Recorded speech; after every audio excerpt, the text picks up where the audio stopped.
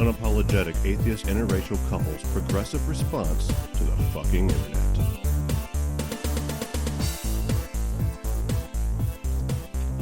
Hello and welcome to Unapologetics. I am Brently. And I'm Nikki. Hey, Brently. Hi. Jellicle cat, Jellicle cat. Oh, God. Jellicle cat.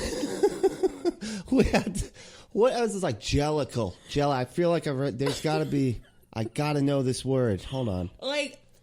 I knew nothing about cats before we sat down to watch it, y'all. Except for the fact that it was like a famous Broadway show. And I knew Memory, of course. Can't be in theater at all at any point in your life without knowing Memory. And it's like, I was so upset that I got hoodwinked into believing that Jellicle was like an actual thing that I just didn't know because I wasn't a cat person. Right. That's what I was thinking. I was like, maybe it's a cat thing. Maybe it's like cat owners would like know this word. They'd be like, of course, Jellicle. Everybody. Maybe this is like a Maine Coon thing. Like, I recently got into watching videos about Maine Coon cats because I just think, one, they're majestic looking as fuck. Right. And then two, they love swimming, which who doesn't want to watch a cat loving swimming? Right. That is instant happiness. Do they go under the water? Do they? Yes, they love it. They love it. Weird. I've only seen like the panting like dog paddle, and they're just like hair's all flat, and they're just trying to get the fuck out. That's the only swimming I've ever seen. You know what? I'm not gonna say they go under the water because now that I'm thinking about it, they very much do stay on top. Oh, okay. So I'm gonna say that is. I'm not gonna go out on that limb. Swimming at the bottom of the pool, just having fun. Enjoy it. They enjoy the fuck. They will just jump into some water. Wow. That's amazing. They like bath time and all that stuff. So yeah, that was a journey. So that was our second attempt at that, yes. At watching that movie. So it was so Jesus funny because Christ. We weren't going to watch it because just the pictures of it and the trailer is just like weird, uncanny valley awfulness. Oh man. And so we weren't going to watch it. And for some reason, Brim was like, let's try. And I was like, wait, if you press that button, we will forever have in our algorithmic history the fact that we willingly chose this. Right. Yeah. Like, we cannot go back from that. The internet will never let us live it down. we watched I'm not even worried about that. Yeah, like now we're going to start getting all down these in advertisements. History as the people that watched that. What does the algorithm think I am? Like, is watching cats like completely changed your personality type to the algorithm? Right. Yeah, I'm trying to think of like what else would be in that slot now. Yeah. You know, what, the Notebook or something? I don't know. And we went back and decided to watch it and finish it because, why not? And yeah, it was really as uncomfortable as it initially made us feel. Mm-hmm. Oh, it didn't get any less uncomfortable. I'll tell you, the one thing that made me the most uncomfortable throughout the whole movie is the size ratio between the cats and the mice. People and they look like like little tiny people weird. Running around at their feet while they're dancing. I'm like, watch the fuck out, guys, because they were also people. Like, it was so step on weird. Like, God, this is so weird. I don't like it. Like, that's so. Oh man, what a mind fuck. That was wild. I mean, I will say the only person that kind of pulled it all off was Dame Judi Dench. She looked incredible. She looked like the Cowardly Lion's grandmother. Yeah, she did. Gorgeous. Yeah, that was long cool. line of very regal cats. Yeah. Thank you, Dame Judi Dench, for like literally bringing up the brow of anything you touch. Right? You're amazing. Idris Elba was pretty cool too. It's like the Cheshire no, he cat wasn't. person. No, he wasn't. I thought he was awesome. He wasn't cool. His face. That whole thing was weird. That whole storyline was weird. And then I was like, the story. I'm saying how he looks. He looks cool, man.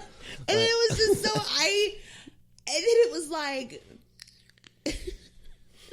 I was so confused because I'm like, wait.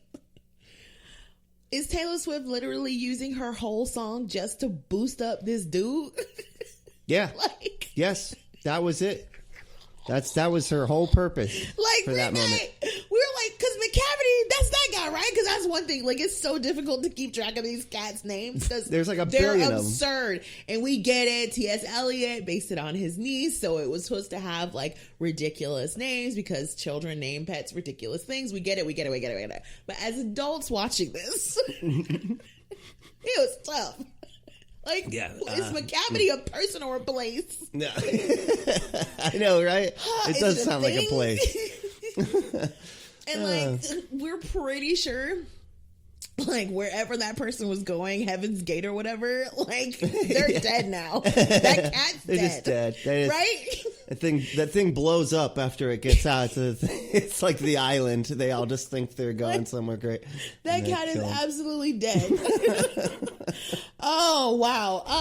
So, yeah, if we have not, like, given that review enough depth, please let us know. Like, but it just seemed to us that also the graphics look like Instagram. What the fuck, man? It looks like they're all just wearing Instagram filters.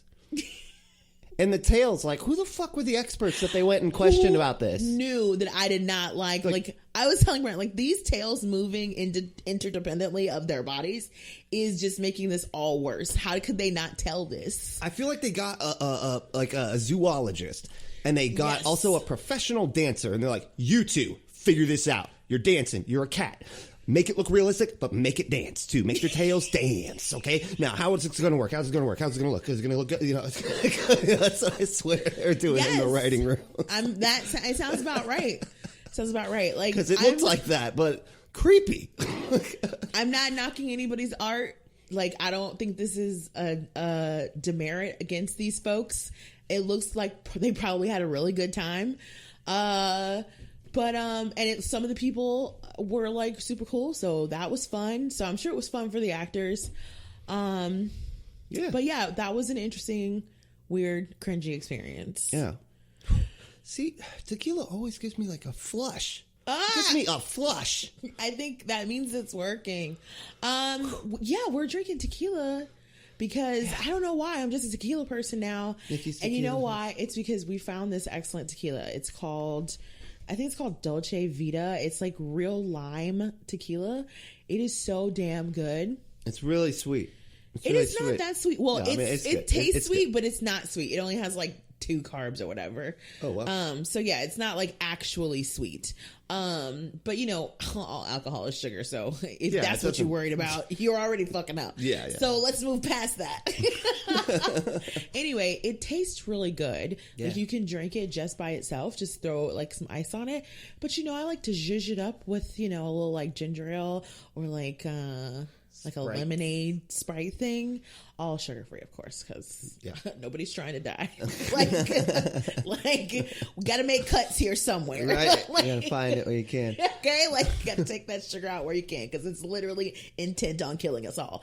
So yeah, it's really good. Y'all should look for it. Just buy it. Just buy some tequila and drink it. We're drinking. Drink some tequila. Yeah. It's Tequila Sunday. Yeah, it's not bad. I usually, you know, I usually don't drink tequila, but I always drink it when it's around. But it's it's like I'm literally. If I'm offered, I'm not going to be that's we get rude. it. But no, I usually stick with scotch. But yeah, you have your palate has gotten more discerning over time, I will say. Yeah. I moved from natural to Bud Ice. Yeah. That is, I mean, honestly, huge that's kind of a there. meteoric rise, honestly. Yeah, it really is. It's like a whole world of difference. I'm not going to lie. I'm going to give it to you. I used to work at Chuck E. Cheese, okay? We didn't have a lot of money. What? Natural ice is cheap. Oh, that makes sense. Dude. Like, it's cheap. I did not realize that. Yeah, I mean, it used to be really cheap too. It was like $5 for like a 12-pack or some shit. It's ridiculous. That's cheap.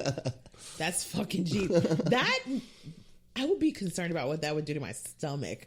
Something that cheap. Yeah, that's what became the issue. Mm-hmm. Yes, over time that was exactly what the problem was. I'm like, I don't know. All of a sudden, that does this should be this cheap. Like, it shouldn't be this cheap to produce this. Yeah, it was like as soon as I was 27, my stomach was like, "Yeah, dude, okay, you're not gonna. No, we can't do this anymore. All right? You're gonna have to rethink this shit. You might have to spend a couple more dollars." Like, I refuse to live a life like this. I quit. Let's see. Okay, so we got some announcements. Yeah. First things first. Big ones, cool ones. Happy Thanksgiving to those who enjoy and had a wonderful Thanksgiving or just like that bullshit holiday. You know how we feel about it. If you don't, go to all of our past Thanksgiving episodes. I'm sure we rant about it. Like the jerks that we are for some period of time. And if you want to hear it again, you can tune in to Secular Soup. We did a Thanksgiving grudge episode with them, which was an amazing idea. The Amy's are like incredible, amazing Amy's. They're incredible. They always fun. Always so are fun. so good. They're so like I consistently believe that they have the best banter in the podcast biz. Oh yeah. Amazing. So we did a show all about our Thanksgiving grudges. Yes, you heard that correct. Grudges instead of thanks. We ain't grateful for shit. No, I'm just kidding. No, we're grateful for so much, but we just thought it'd be fun to talk about some petty shit for a minute because it's 2020. It's 2020, man. So, fuck. You know? I like, you know, of all the years to just be like, yeah, we're not going to talk about thankful shit this year, okay? To fucking sue us, whatever. And some of them are like spot on, not even that petty grudges. So, I don't know. Listen, judge us. Judge us. You know you want to. Go listen and judge us at Secular Soup. So, yeah, Secular Soup, look up the show, Thanksgiving Grudges. It just came out this week. What else? Great show. Oh, so also really, really cool thing. Brent and I have been invited to join a holiday cheer-a-thon. Yeah. I'm so excited. I'm so excited. It's going to be fun. The ACPC, the Atheists Community of Polk County. Thank you. I couldn't get that first C. Couldn't get the first C. Couldn't get it. Where was it? Anyway, yeah, the Atheist Community of Polk County is doing a holiday cheer-a-thon. It's called Holiday Cheer, and it is raising money for, what is it? Foundations for? Foundation Beyond Belief. Foundation Beyond Belief, and it's a humanist organization. It's awesome. Great cause. We are so excited. We're going to be doing a show starting at 11 o'clock. The show, actually, the holiday cheer-a-thon starts actually at 7 p.m. on December 12th. That's a Saturday. So, yes, you can make it. Yeah. Please come see. No Illusions is going to be there. Yeah. Phil Session is going to be there. Who else? Tracy Harris. Anthony Magnum Bosco. Hemet Meta, right? Hemet Meta, yeah. Yeah. It's just a lineup of people. So amazing people. If you like our show and like, this is where you should obviously be. On December 12th. Our time slot will be at 11 o'clock, I believe, 11 p.m. 11 to 11:30. So, yeah, we'll be good and drunk by then. So, you're definitely going to want to tune in. It'll be fun. And we will probably just do a lot of fun stuff because it's called Holiday Cheer. Might even have a surprise. We'll see. I don't know. Yeah. Might have a surprise. Might need to just tune in so you can, like, see what we have planned. I don't know. Yeah. But, it's gonna be fun. Regardless if you're able to stay up late enough for us, definitely tune in, definitely donate. It is such a great time to give to all your humanist causes. Yes. It's that time of the year. And it would be great to just be able to give some shit without having to make people like join a religion. Like, it's helpful. Like, sometimes you just want to fucking help people, man. Yeah, you know, without the fucking... I don't need anything. We need this from you in order to help you, okay? You got to at least listen to this, okay? It's like, they almost do like the, remember those fucking, well, not remember, but they still don't, those timeshare things? You know, or whatever, where they sell you a timeshare, but you get it all for free. You get the package for free, but you got to go sit through this pitch first. Oh, yeah. That's exactly what all fucking Christian and religious charity is. Yeah, because it's not just a pitch, Brent. It's not just a pitch. It's like one-on-one hard selling. Yeah, and that's exactly what they do. That's what I'm saying. They're like one-on-one with these people as they're giving them food and stuff, just fucking drilling them with this pitch, man. Yeesh. You know? And now we have whole-ass lawyers making whole-ass livings off of getting people out of whole-ass timeshares. Like, It's we need that almost for like religion. That's business practices that prey on our worst instincts are destined to fail. Amazing. How weird. Obviously, we can't make that case. because I'm sure I can find it and like something that completely disproves that. Completely. Yeah, probably. I don't know. Probably some. For this one thing, it works. Yeah. And so skepticism is one. Once again. Skepticism 1. Everything else 0. I don't know what's the opposite of skepticism. I don't. Thinking stuff without thinking. 0. Thinking stuff without thinking. Yes. Good job, babe. Nice save. Yes. Headlines. Almost hit a wall there. Headlines. Unapologetics. Headlines. So, we won the election and they lost the election. Yes. That's how this goes. That's what happened. What's happening? I don't know. You don't know? I don't know. We don't know. I'm sorry. I don't know why I just find Jesus. Brent's just tickling me today. I don't know why. His faces today. This is so, honestly, like I was, going through and I'm like, man, I can't wait to see the freakouts of everybody mad they lost and everything.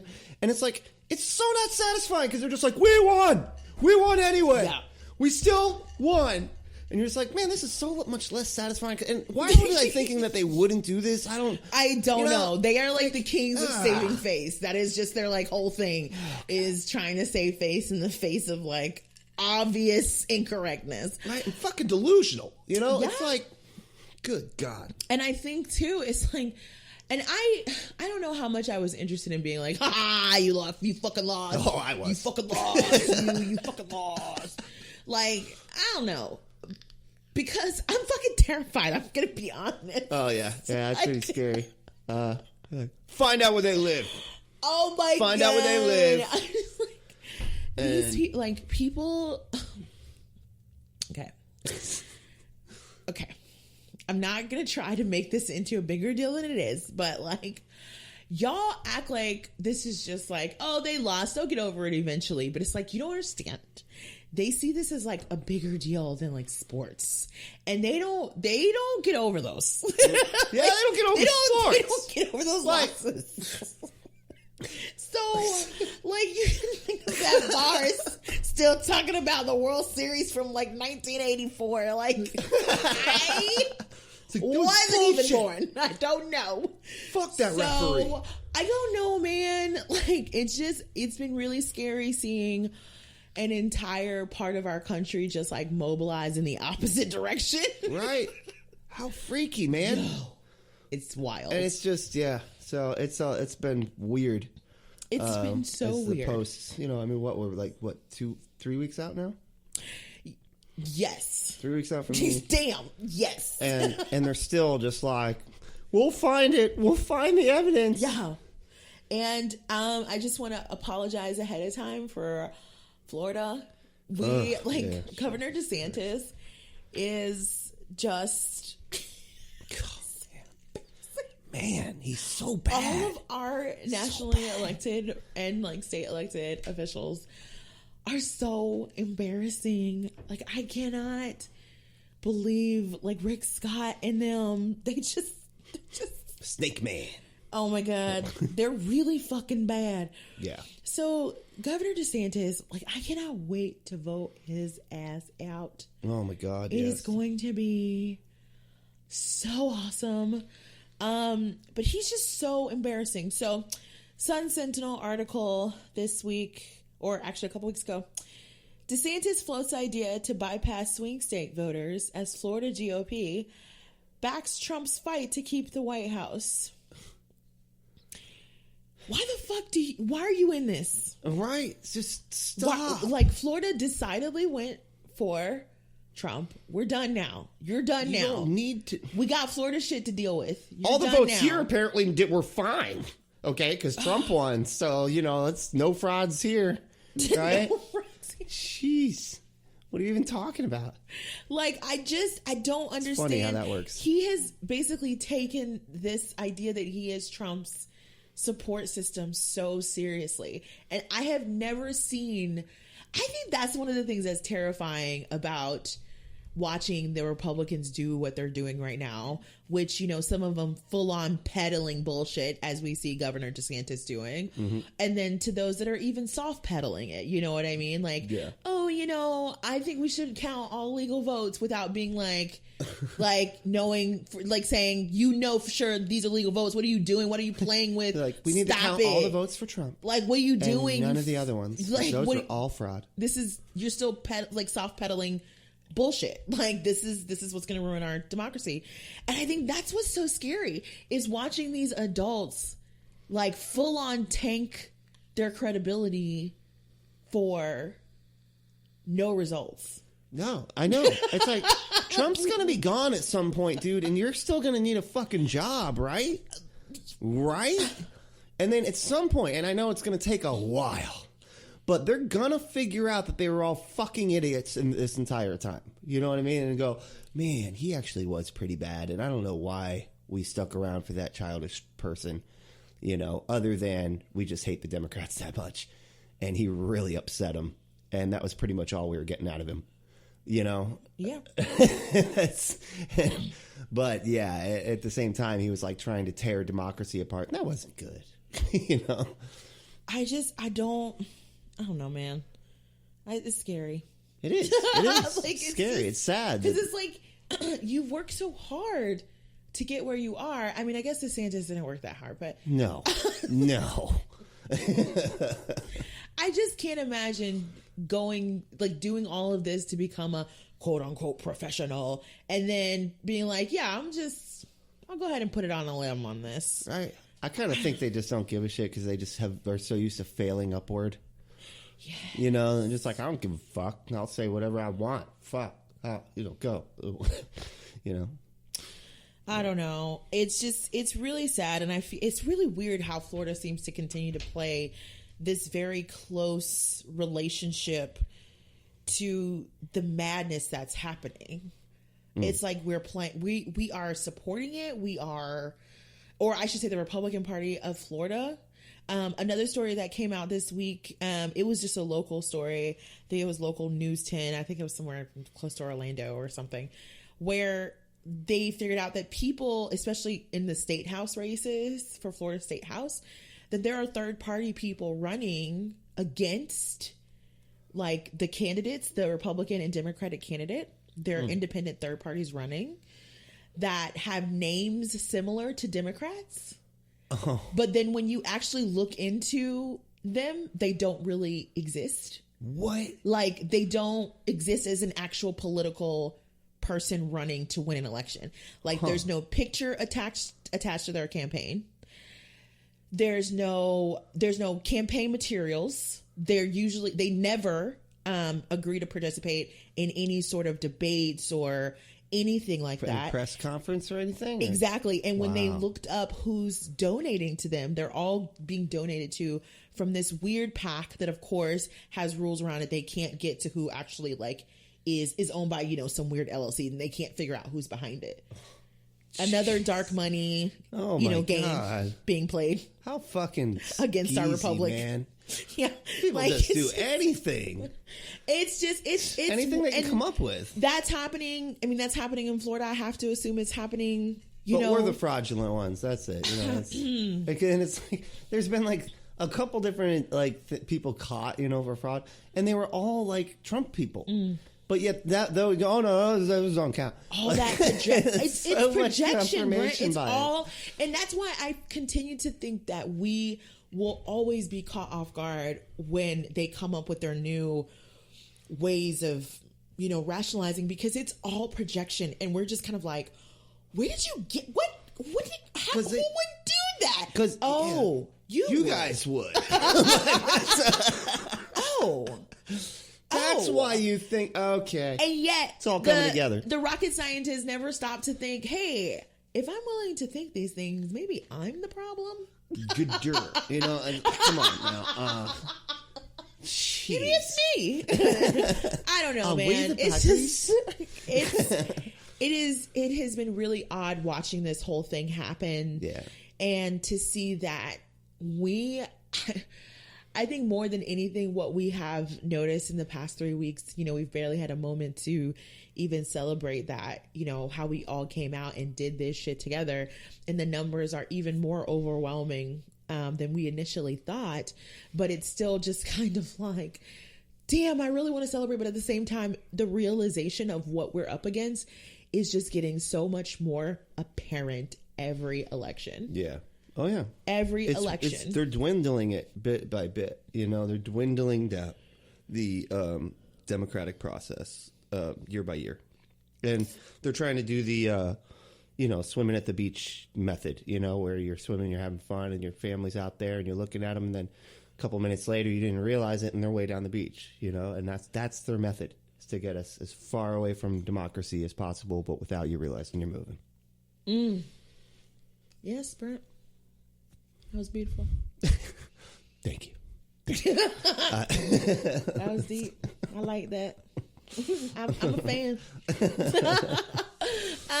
Yeah, I completely agree with you. And I think, and it's even, it's like when you think about Lindsey Graham, for example, obviously, we have a Republican public official coming out and saying Lindsey Graham threatened me and basically threatened me with actions unless I tossed out legal votes.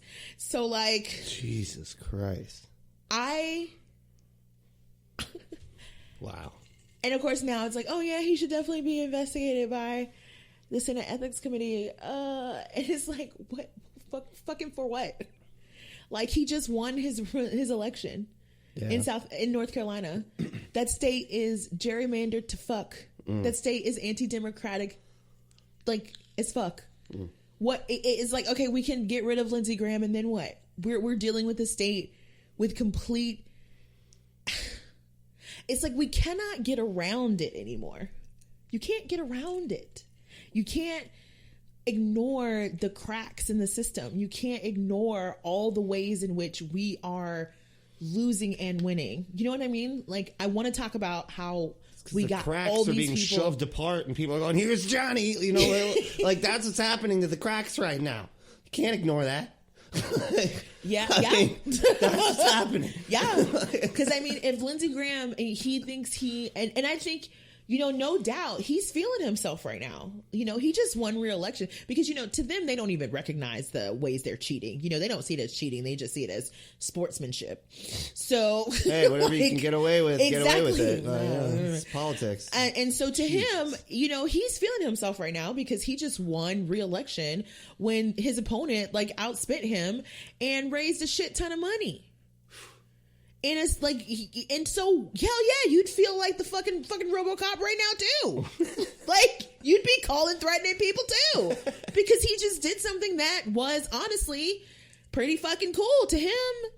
You have 3 seconds to throw out these ballots. And it's like, oh yeah, we should definitely investigate him. But it's like, okay, we can investigate him. Let's say we slap him on the wrist. But it's like, you think we're going to get a Democratic senator from fucking North Carolina after everything they've done? Yeah. You think so? I mean, yeah, it may not be Lindsey Graham, but you think it's, I don't know. Well, who else? I mean, it seems like once you pull one of these weeds out, 7 more grow in their place, Seriously. Yeah. I mean, and they tend to get worse as they come out. Oh my God, sprouting. Do they ever? Like that, what is his name? Madison Cawthorn is on his way now. And woof, he seems like that's going to be interesting to watch. Like another person from one of those damn Carolinas. I don't know, but that's only one part of the country. Fine, whatever. But it's just, I don't know. I really do feel like we cannot, these Republicans, everybody in California needs to move to the middle of the state. Or like a big portion of y'all just need to move to the middle of the country. Thank you. Yeah, just hit the Rust Belt, hit the Bible Belt, just flood it. I mean, I guess that's a plan, but what jobs are they going to have? They got 17 people in those states. You'll be fine. Come on. But like, see, and it's also just like that's the part too that is so annoying. Like some of these states, and it's not even about hating individual states, but let's talk about this for a second. Like, let's talk about, I don't know, what state was it we were talking about recently where I think it's like Montana or somewhere. I don't think it's Montana. Maybe it's Wyoming. But one of those like no tax states where basically they are at the point of they're going to have to start cutting vital services to folks because of their budget issues, because they cut taxes, but also they have to have a balanced budget at the same time. It's fucking awful. It's terrible. It's the same problem we have here in Florida. It's why our infrastructure and everything, like our bridges are just going to fall apart one day. I'm so sure of it. A couple of them already have. Of it. Like, by the way, our governor for 2 terms was Rick Scott. Like, yeah.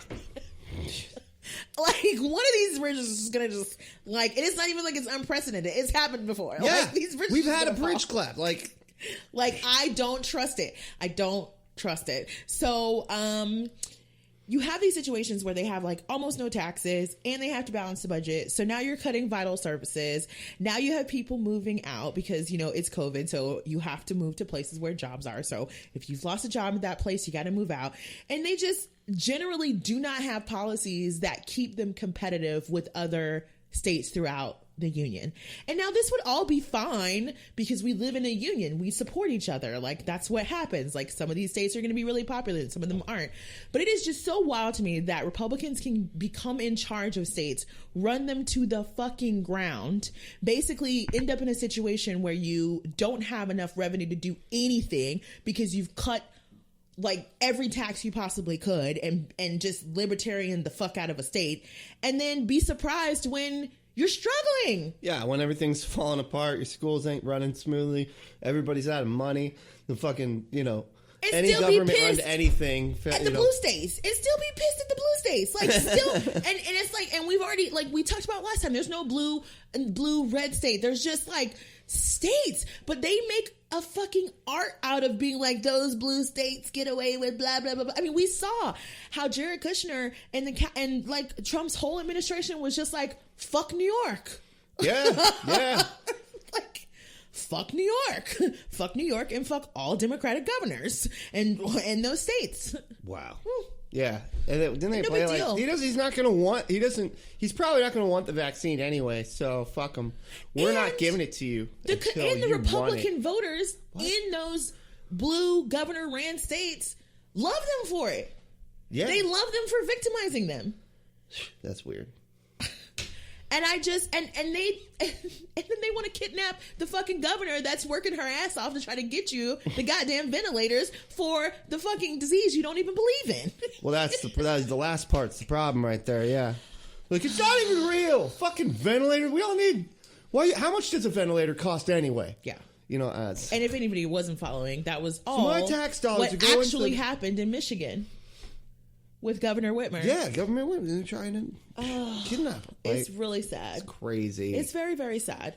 But you know who did show up for the Republicans? Who's like that? They always do. Who? Them white evangelicals. Oh, yeah. Always. They are, dare I say, the backbone of the Republican Party. Oh, yeah. Oh, it's no longer these neoliberals. It's no longer these deficit hawks. Mm-hmm. Oh, absolutely not.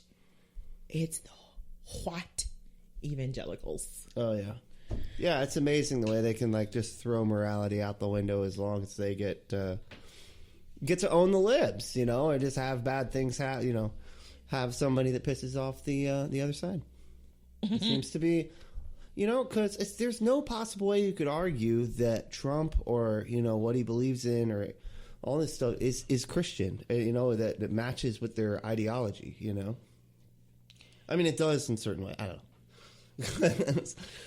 But I don't know. They want to act like they're so compassionate, they're so empathetic, and, you know, they just care so much. Or that they are the exemplary. Like, somehow, like, we were reading in an article, actually, we found an article that was, and let me find this because it actually seemed really cool. Yeah, it was a great article. Because he wrote a book NBC. too. Okay, so the article was on NBC News. Trump's election support from evangelicals show we're the biggest obstacle to racial justice. And it was by Robert P. Jones. He's also the author of White Too Long, The Legacy of White Supremacy in American Christianity, which that's a book I need to be reading because that sounds amazing and fascinating, and I want to know all of it. And you can see some in the way that he word. Look at how he words it. It says Trump's election support from evangelicals shows we're the biggest obstacle to racial justice, clearly stating that he is an evangelical Christian, a white evangelical Christian. Yep. So this is fascinating. Call out your own. Get your fucking houses in order. Yeah, come on. Like, you're usually great at this. Like, y'all, evangelicals, that's like your favorite fucking thing to do. I know. I've been there. All right? That's your favorite thing to do on Sunday. It's like, go hang out, drink the coffee, listen to the message, go eat afterwards, and then go find all the people that are doing stuff they're not supposed to be and politely tell them they need to change. What a weird date. That is Sunday. Weird date. That's Sunday. Now keep in mind, because time we put my judging hat on. Yeah. Now keep in mind, you're probably going to get hit by 5 or 6 people doing the same thing to you at some point, and you have to go. Yeah, man. I'm working on it. Because I'm working on it. I've been praying. Anything other than that means that you haven't fully accepted the love of God, right? What? Like anything other than that. Like if you bristle at what they say, wouldn't that be kind of a rebuke of? Yeah, no. You have to kind of take it. You can't just be like, no, I'm allowed to do this because you're not the boss of me. You can't do that. You're not allowed.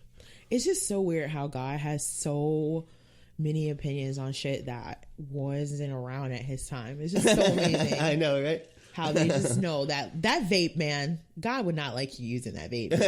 Exactly, yeah. Like, porn. God would be like, you're poisoning your temple, dude. Mm-hmm. Like, you can't be poisoning your temple. I mean, depending upon which evangelical church you're at, in which state. Georgia, probably not. Yeah, probably not. And it'd just be smoking, because they'd be like, a vape, what's that? Oh. I don't know what, but like, me doing it as like a surfer, like youth pastor is somehow less awful than you doing it like a country person. Just am so triggered by that.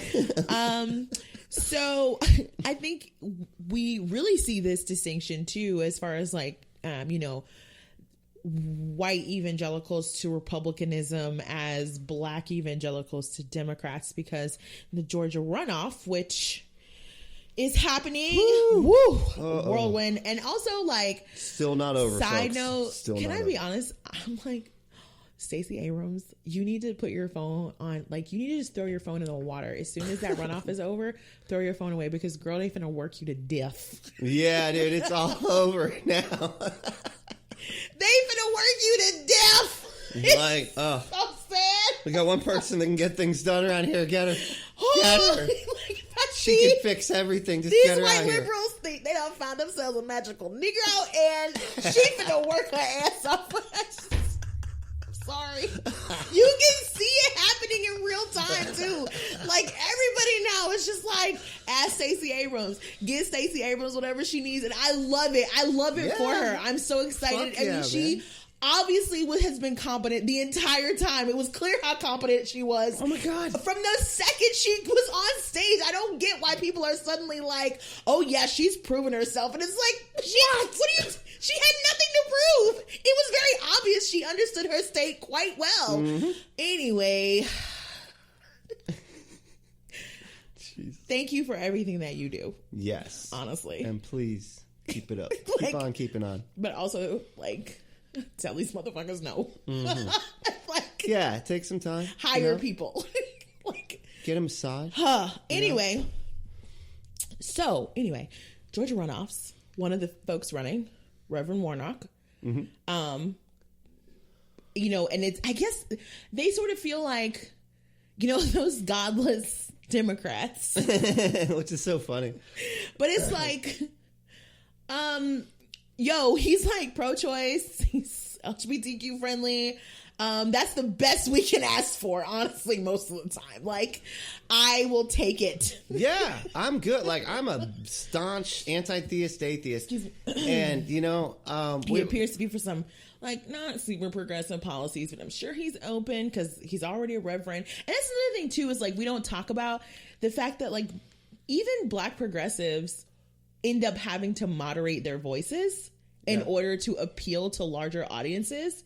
So he's the kind of person that we like can probably see down the line becoming even more progressive, as opposed to like other folks that run as Democrats, where you can be fairly sure the motherfuckers ain't moving on shit. Right. Like, they said what they said, and they said what they said, and it's done. And it's over. Looking at you, Joe Manchin. You know what I'm saying? Yeah, they're not trying to move. They're not trying to, you know. Yeah, so I don't see any problem in still supporting him in his candidacy, because it's clear he's about the people, he's for the people, and I feel like that's the most we can ask for from any elected official. Yeah, and when it comes to, like I was saying, like, you know, I'm a staunch anti-theist atheist, so like I would really be happy if all religions just disappeared. But you know, I mean, that's not where we're at right now. Christmas and list. You know, as far as like whether you know, whether or not he is convinced that a donkey talked, you know, or whether or not he's you know, for or against the LGBTQ community. You know, one of these things matters more than the other. You know what I mean? And so I, you know, I tend to be like, I agree with them. I feel like more than I disagree. I mean, we were just watching. You're using common sense. Yeah, I know. We were just watching the CogDis raising money for the Georgia runoff, and they had a pretty good you know, conversation about that. And they were just like, yeah, we're all a ton of atheist podcasts raising. I thought you meant how much money they made. Holy shit. Wow, I was fucking impressed. I was like, jeez. Oh shit! I'm so glad to be. I'm happy to be a part of the squad. Right? Hell yeah. But then they're supporting a reverend, so I mean that's pretty cool. I think, because we're looking at what actually matters rather than, you know, things that we find annoying, you know, or whatever. Like, Brent, are we checking our privilege? Crazy how that happens. But on the other side, Republicans are not having that shit. So Doug Collins, Georgia member of the House that I think recently lost his election and has been a complete supporter of Trump and his nonsense. Thank you. Thank you. That was actually perfect. He is now out on the trail in Georgia trying to campaign for Kelly Loeffler, who is awful.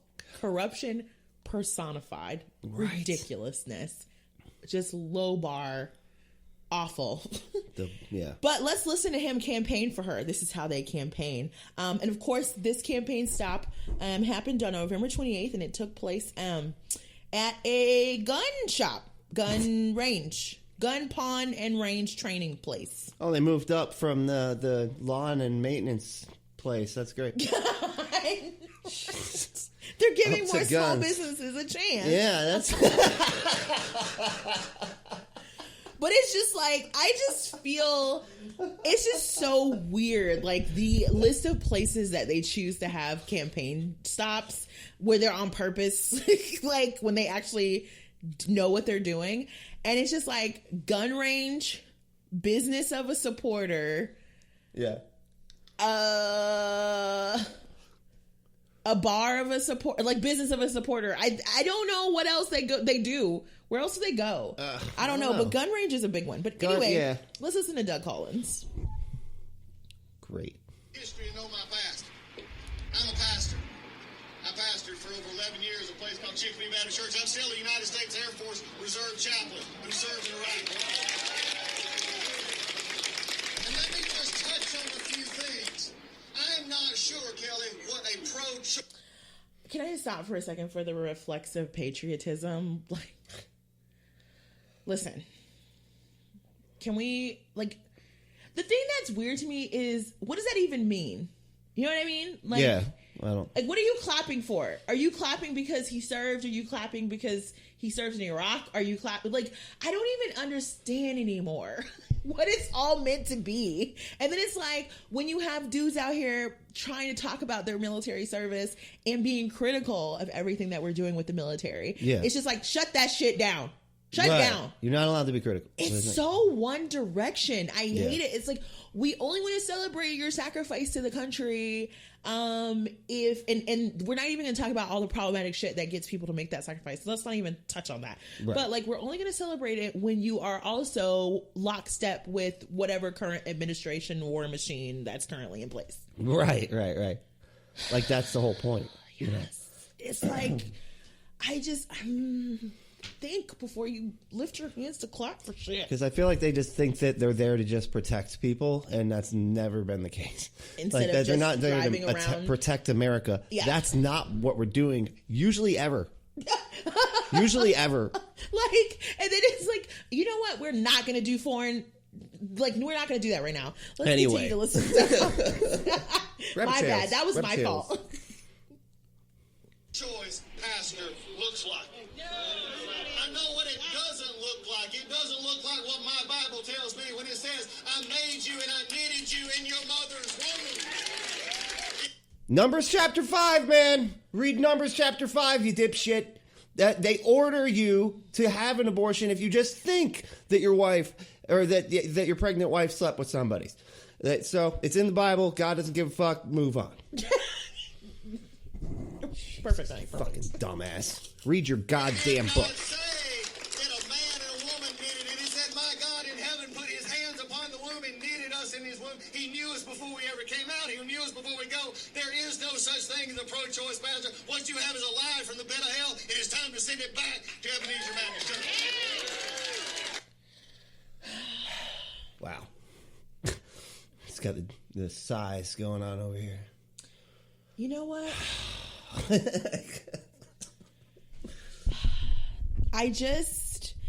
And it's like, and isn't that Ebenezer Baptist Church? Isn't that the church? I don't know.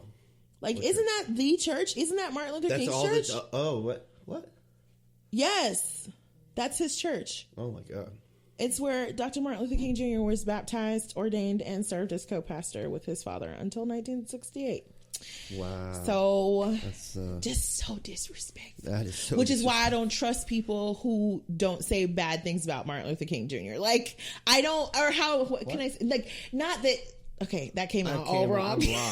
Like, I don't trust this, like, reflexive, like, obsession with Martin Luther King Jr. being, like, the face of, like, civil rights movement to white people who were moderates back then and were not for that shit. Oh, right. Because it is so clear how disrespectful. How do you stand there and say something like that? Right. So obviously disrespectful to his legacy. You know what I'm saying? Like, why would you?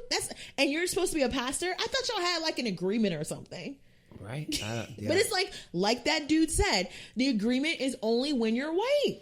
The agreement is only for white evangelicals. Yeah.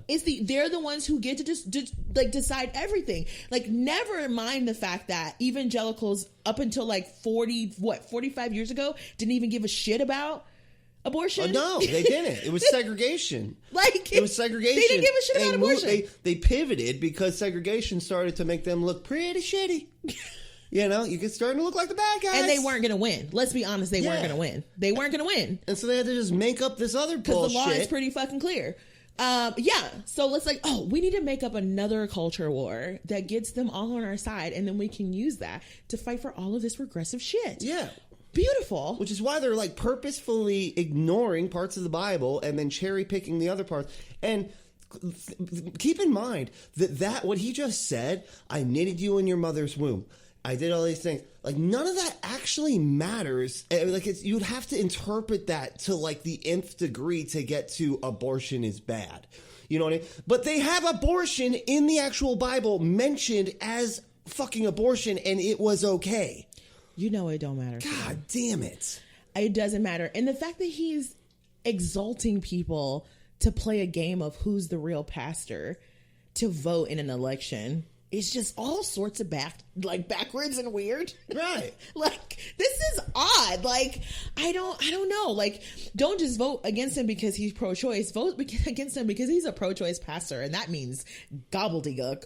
Like, you don't need to go all there. You don't need, like, that's particularly low. That is keeping the argument in the muck and the mire and the lowness. It's appealing to the simplicity of the audience. Really. I mean, to be completely honest, he's just that's going... a sick burn, Brent. I mean, I hate it. They only care about two things. Being against LGBTQ folks because, you know, and that's the way they see it. And being against abortion because of, you know, being knit in the womb. Even though, you know what? What if God just knit him in the womb? Racism has arrived. And racism. But what if God just knit him in the womb so that he knew they were getting aborted and he wanted to hang out with them? Maybe he was like, I'm making this really cool and I want to hang out with. And so then I know they're coming here right away. I think you should just cut that whole joke. Who's to say? I'm just saying. Yeah, I don't know. But that's going to be a tough nut to crack as we move forward in the future because what we were afraid of has happened, which is the white evangelicals are activated as a base, and it doesn't take much to get them to seemingly be against everything the Democrats stand for. So and get them against anything. It doesn't matter. Like, I could figure out a way to get them against freaking cups. I'm just saying, they're easy. He doesn't mean that. That's really me. I could find a verse in the Bible that says cups are bad. I'm just saying, I don't know. I feel like I could do this. I could figure it out. Brent's like, you don't understand the breadth of which evidence I can pull from. I don't know, babe. I think you're being way harsh, Ty. Okay, way harsh. So that was headlines. It's been interesting to watch the Republicans kind of be off their rocker a little bit because I'm just so used to all the like Dems in disarray stories. Yeah. It's been sort of nice to see like all the Republicans in Rancor, kind of stories. Like, like there are some chips, but for the most part, these fuckers are walking lockstep into a very shitty future. And to all of you listeners that are picturing Republicans being dropped into Jabba's pit down there, we know you and we love you.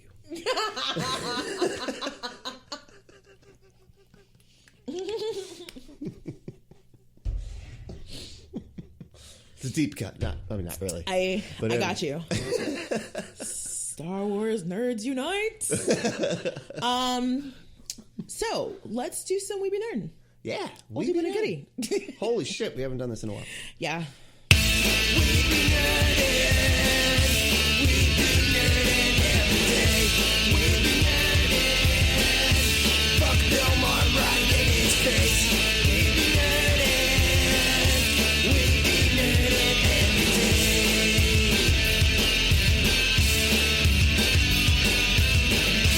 Weeby Nerdin'. Weeby Nerdin' every day. Weeby Nerdin'. Fuck Bill Maher right in his face. Weeby Nerdin'. Weeby Nerdin' every day.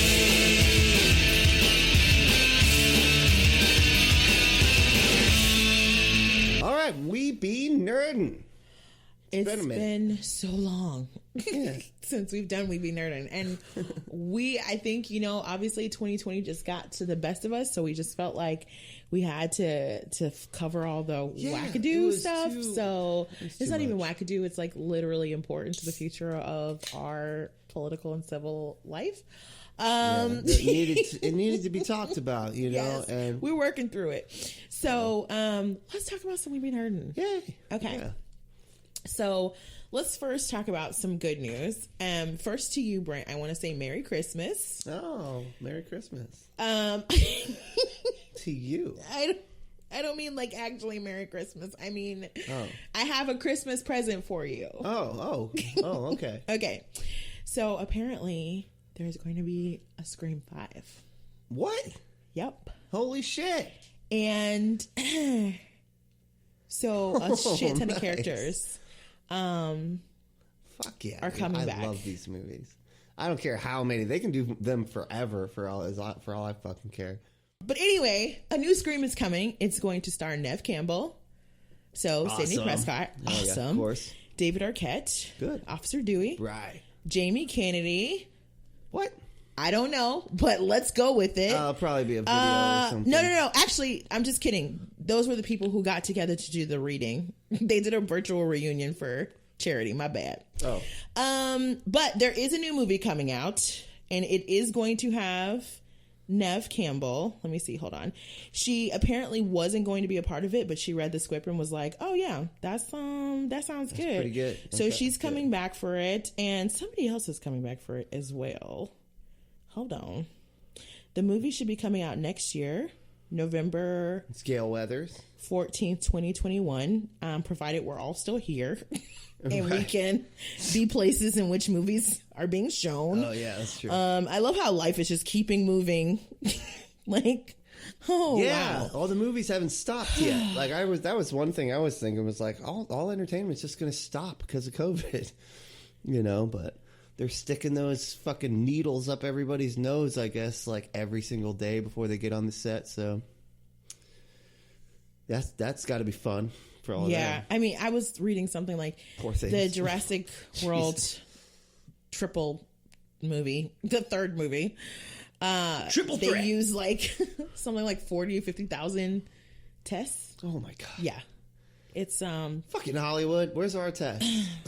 I mean, Send it's some our way. like, But I want you to make the movies. Go ahead, keep doing it.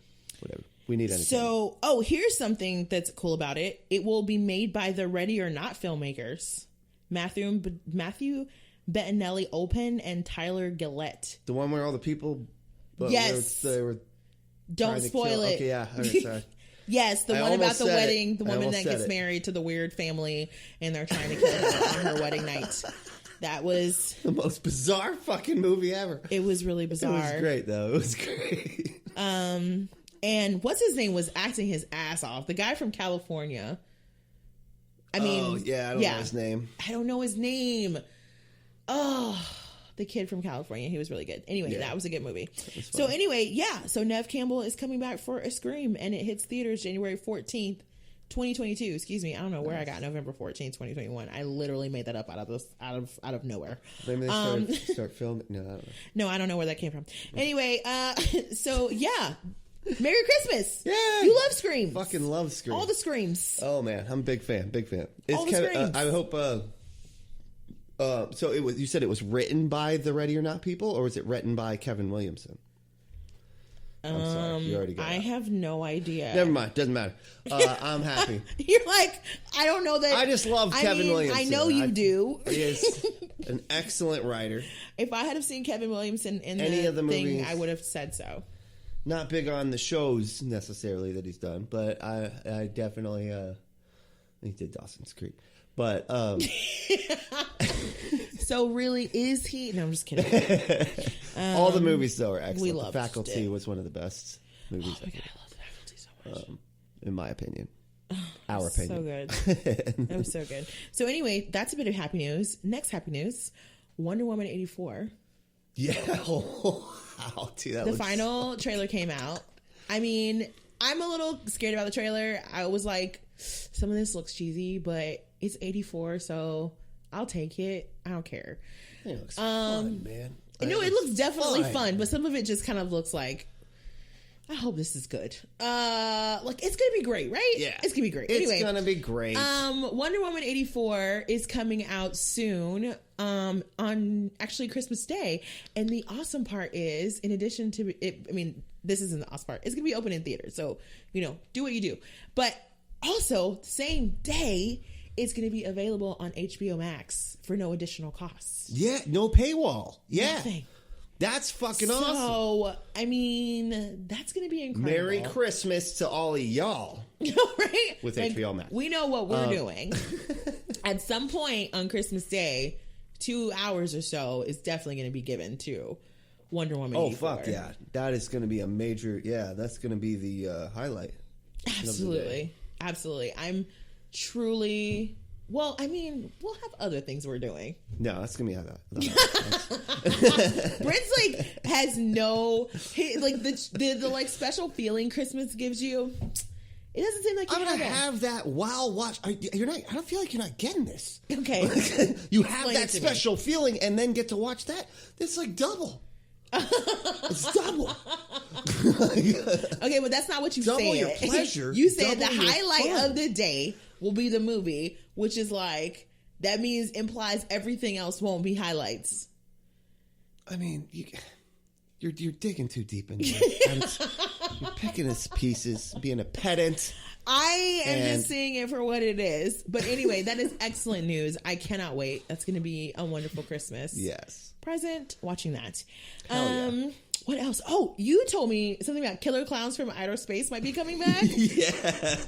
Oh my god. I was in my little nerd news website that I like to go through, and Netflix is in talks to start working on a Killer Clowns from Outer Space sequel. Will it be a movie or a series? I think it was a sequel. So okay, it's going to be a sequel to the movie. Yeah. Nice. Yeah, so I'm looking forward to that. Nice. Wonder if they're going to go with the weird animatronic plastic clowns, or if they're going to go computer. They better not. They better not. They better not. They better have those goddamn puppets, and they better have like I don't want it. No, you better not. Like that's my whole thing. If you're gonna do Killer Clowns from Outer Space, that's fine. Mm-hmm. But part of the reason we love it is the very 80s aesthetic, and I'm gonna need you to not fuck with that. Like right. It doesn't work if you make it like all weird and new and stuff. Yeah. Like to be honest with you, that is something I figured out. Like I still find the 80s like or early 90s two-parter made for TV more terrifying than the actual movies. Than the remakes? Yeah. Oh, then the actual, you're right. Those were actual movies. Yeah. Okay, yeah. Because it's something about the tangibility of Pennywise as an actual person. Yeah. That feels just so much more terrifying than because the new the Bill Skarsgård it is so big. He's so larger than life. Yeah. That sometimes his scares are almost fun and funny. Yeah. Because he's just so big. But Tim Curry. Thank you. Played the role so creepy as just like almost like you knew he was a demon, but he almost seemed like an unhinged human more so. He seemed more and insane. That is so much more terrifying to me than what the really big scares and stuff of the newer. Like I didn't dislike the newer It movies. I still think they were great, but they were very much horror movies of their time. Yeah. And there was something really creepy about the older one. I don't know. That's just me. Yeah, and on that same track, like and somebody, and I vehemently, and I remember I got in a big debate about this online for a particular, for a time. Their problem was the fact that the new It looks so scary when he's regular. Yes. And that's the opposite of the whole point of what It is doing. When, Pennywise is doing, he's like supposed to look like a regular clown, mm-hmm. right? Which is already kind of creepy in and of itself. It's creepy in and of itself, right? But he's supposed to look regular to make the kids like him and stuff like that. You know what I mean? So like, and my argument to her was like, well, but he had kind of the buck teeth. He was kind of cute, like weird looking, but he was cute. Like, I mean, he was like, I could see kids just being like whatever. But now I think about it, and I've watched it again since then, I was like, that actually is kind of a good point. Like, it made it so much more realistic in a kind of really terrifying way, because he could actually draw the kids in. Yes, you know what exactly. I mean? And he could actually, and that's the whole point of why he's so scary as Pennywise. Like, yes, the whole point of him having a vendetta against Derry, like coming back or whatever. Yeah. That is important, Avi. But I think it's the fact that he is stealing kids because he's so fucking good at appealing to kids. Yeah. And then it's that unhinged nature. It's that and it gets you from the very beginning when you like that whole scene with Georgie. Well, and kids don't get unhinged. Yes. They don't understand that. Yes. They just think they're silly. They're just being silly. Yes. And it's like, but as an adult, you're like, oh, this guy's bad news. I mean, they were both really creepy scenes, the George scenes, but I definitely had like, you're right. The second Georgie showed up in the new It, I mean, Pennywise showed up in the sewer in the new It, it was just kind of like, obviously wrong from the beginning. And he kind of knew because he was smart, right? They kind of made Georgie a little smarter. And then, but not smart enough to not get eaten. Die. I don't know. Got manipulated. So I don't know what that was for, like that note was for. But anyway, but like the older ones, it was just like you really didn't understand it. Like it was all just so weird and new. Like, oh my God, what is going on? Why is this clown in this sewer? Like, oh my God. And then you didn't see a lot of the violence either. Right. So that made it even creepier because it was just left like to your imagination, oh which my is God, way worse. And especially with those teeth, those fucking teeth, like the 80s, like actually they like it's not computer animated. They just like actually painted a bunch of disgusting teeth like that. You know what I mean? Like, and they because they made some like worm thing come out of his mouth and start sucking on it, like, and it was kind of like, okay, man, like what is a tremor living in his fucking mouth? Like what's going on here? I'm just saying, like horror movies today are their own thing. They have a lot going on. You know it. Like you've seen it. All these goddamn horror movies have 18,000 things going on. And I get it. Got to keep up with the times or whatever. But there's something so pure about some of the older ones when they had, because they had to use their imaginations. Yeah. And they had to use what they had, which was animatronics and stuff and costumes, costumes / animatronics pretty much for killer clowns from outer space. That's what it was. Yeah. It was these weird, elaborate... And that's the thing that's so funny about the killer clowns from outer space. They almost didn't look like clowns. Like their heads were fucking massive. Like it wasn't like they were just clowns walking around. They were like these big plastic fucking clowns with 4 fingers and like. I mean, they were obviously from outer space. They were not like. And the funny thing about it too was like nobody gave a shit. They were just like, oh yeah, okay. In fact, sure. Get out of here, clown. Sure. Yeah, exactly. Of course that exists. Yeah, so that's really good news, but Netflix don't fuck it up. Yeah. Okay.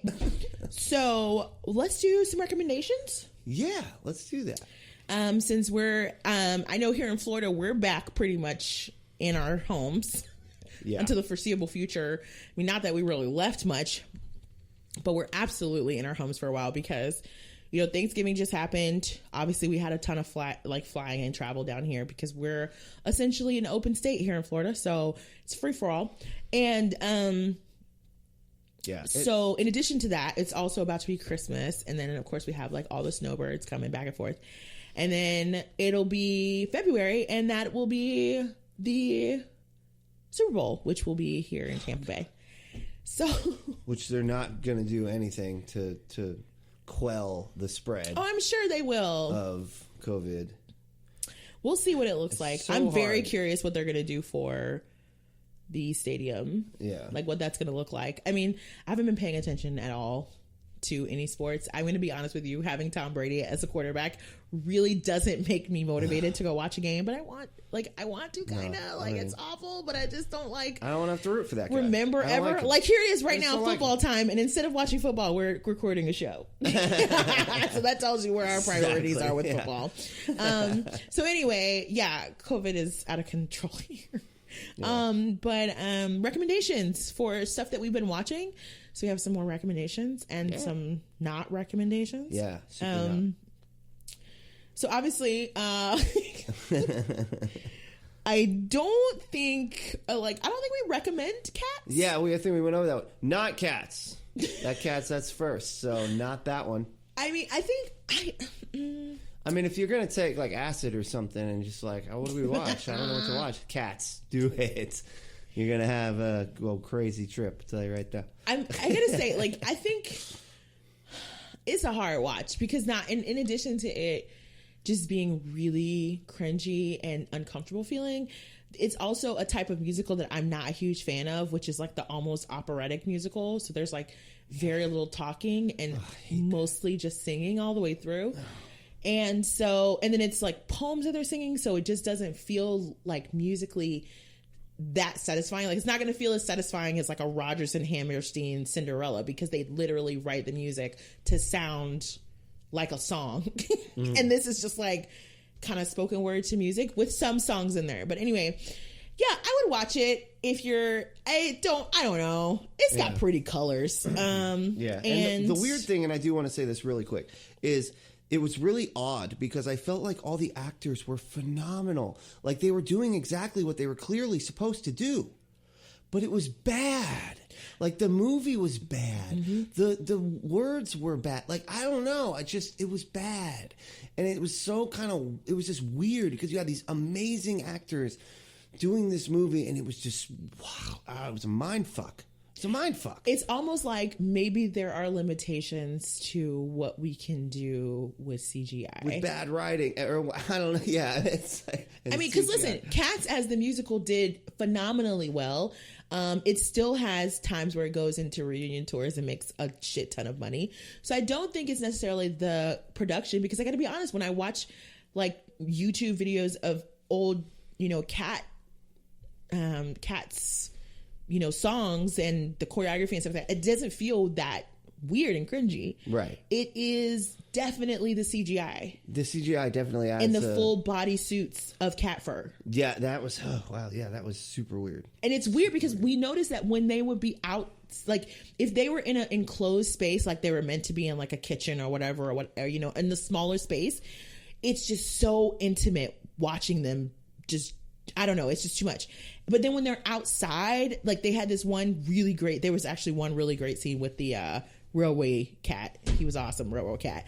Yeah. No, that scene was cool. I'll give it that. Yeah. And they were outside, like on the railway, overlooking the River Thames, and it was just like, it was gorgeous, actually. Mm-hmm. It was like, okay, now this is cool. But it's just everything else. I don't know. Yeah. Watch it for that one scene, I guess. Yeah. Another recommendation I have is for Queen's Gambit, mostly for like the costumes. Like she dressed rad. Like they got the costumes on lock. But yeah, it is and I don't play chess, so it like some of it was actually lost on me. Like if you actually play chess well, maybe you would probably just be this is gonna be a sweet spot for you. Like I understand they do a good job of making you understand the gravity of what she was accomplishing, but if there is a part of it that just feels kind of foreign, because it's just like it's a world you don't even understand, and so you don't understand how. I don't know. It's just really, it's very interesting, and it's a very peek into a world that I would have never even thought to pay attention to, because chess in and of itself is just such a specific thing. It's such a specific group of like, you know what I mean? Like it's a specific activity at a specific time, and it's just, you know what I mean? Mm-hmm. I don't know, but it's definitely worth watching. Cool. What else we got? Yeah. What else? Antebellum. That was fascinating. Mm-hmm. I was, wow, they got me with that one. That was, they got me. The redirect halfway through, I was like, what's going on? It's great. It's almost got kind of a fight, and I don't know, maybe I just missed something, and it wasn't supposed to be a twist. Maybe there's something I didn't understand, but I feel like there was twists halfway through. But it was amazing. I thought it was really cool. Yeah, without giving any away. So Antebellum is a movie with Janelle Monáe and I can't think of a single other person. Gabourey Sidibe is in it for a minute, playing such a sexy lady. She's so funny. But what else? Oh yeah, so she's basically like, I don't want to give anything away, because if you give it away, it literally gives it away. But it is brutal. It's beautiful, but it's brutal as fuck. And I don't know about you. Maybe we should talk. I would like to do a longer episode where we actually talk about it. Okay. Like maybe in like a month or so, we let people actually see it and like do a spoiler version, because there's a lot going on in that movie. And I really want to look at the writers and like the purpose, and I need to read some more reviews, because I know how I left feeling, and I just want to see like what they were going for. But mostly I had so many questions towards the end, as opposed to like any sort of feeling that you usually get at the end of a movie, Right. Well, sometimes you leave a movie with lots of questions, but it was beautiful to watch. And the last like 5 to 7 minutes are just incredible. Triumphant. Yeah. Like, that's absolutely incredible. And a contribution to art, particularly, because it was a way that you could use CGI in a really convincing, heavy, affecting way, yeah, right? Very emotional. So just watch the film, please. But it is difficult to watch. I'm gonna tell you right now. It's one. I mean, it's not as bad as probably 7 Years a Slave, but it's pretty bad though. But it's along the same lines. It's and you know what it is? It has none of the gentility of 7 Years a Slave. So get ready for that. It's just raw brutality. So get ready for that. Anyway, so yeah, definitely recommend that. But that's a heavy one.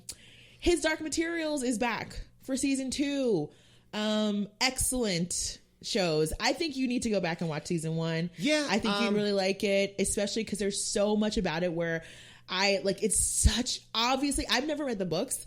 I've never even seen Golden Compass, but I know sort of about what the plot is about.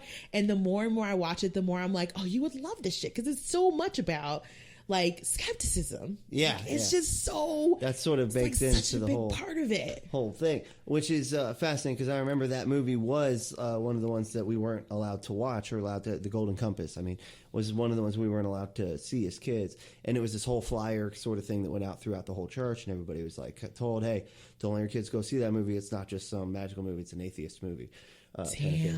And so is that. No, I guess the weird part, the thing that I had a hard time with was just the animals and the whole just demon. The demons. Yeah, it seemed hokey. I'm kind of and now that we've watched it more, I'm kind of getting used to it, and it's not as weird, I guess. The way that it works, and everything, and it just seems so out there that I was just having a hard time, I guess, maybe wrapping my head around it.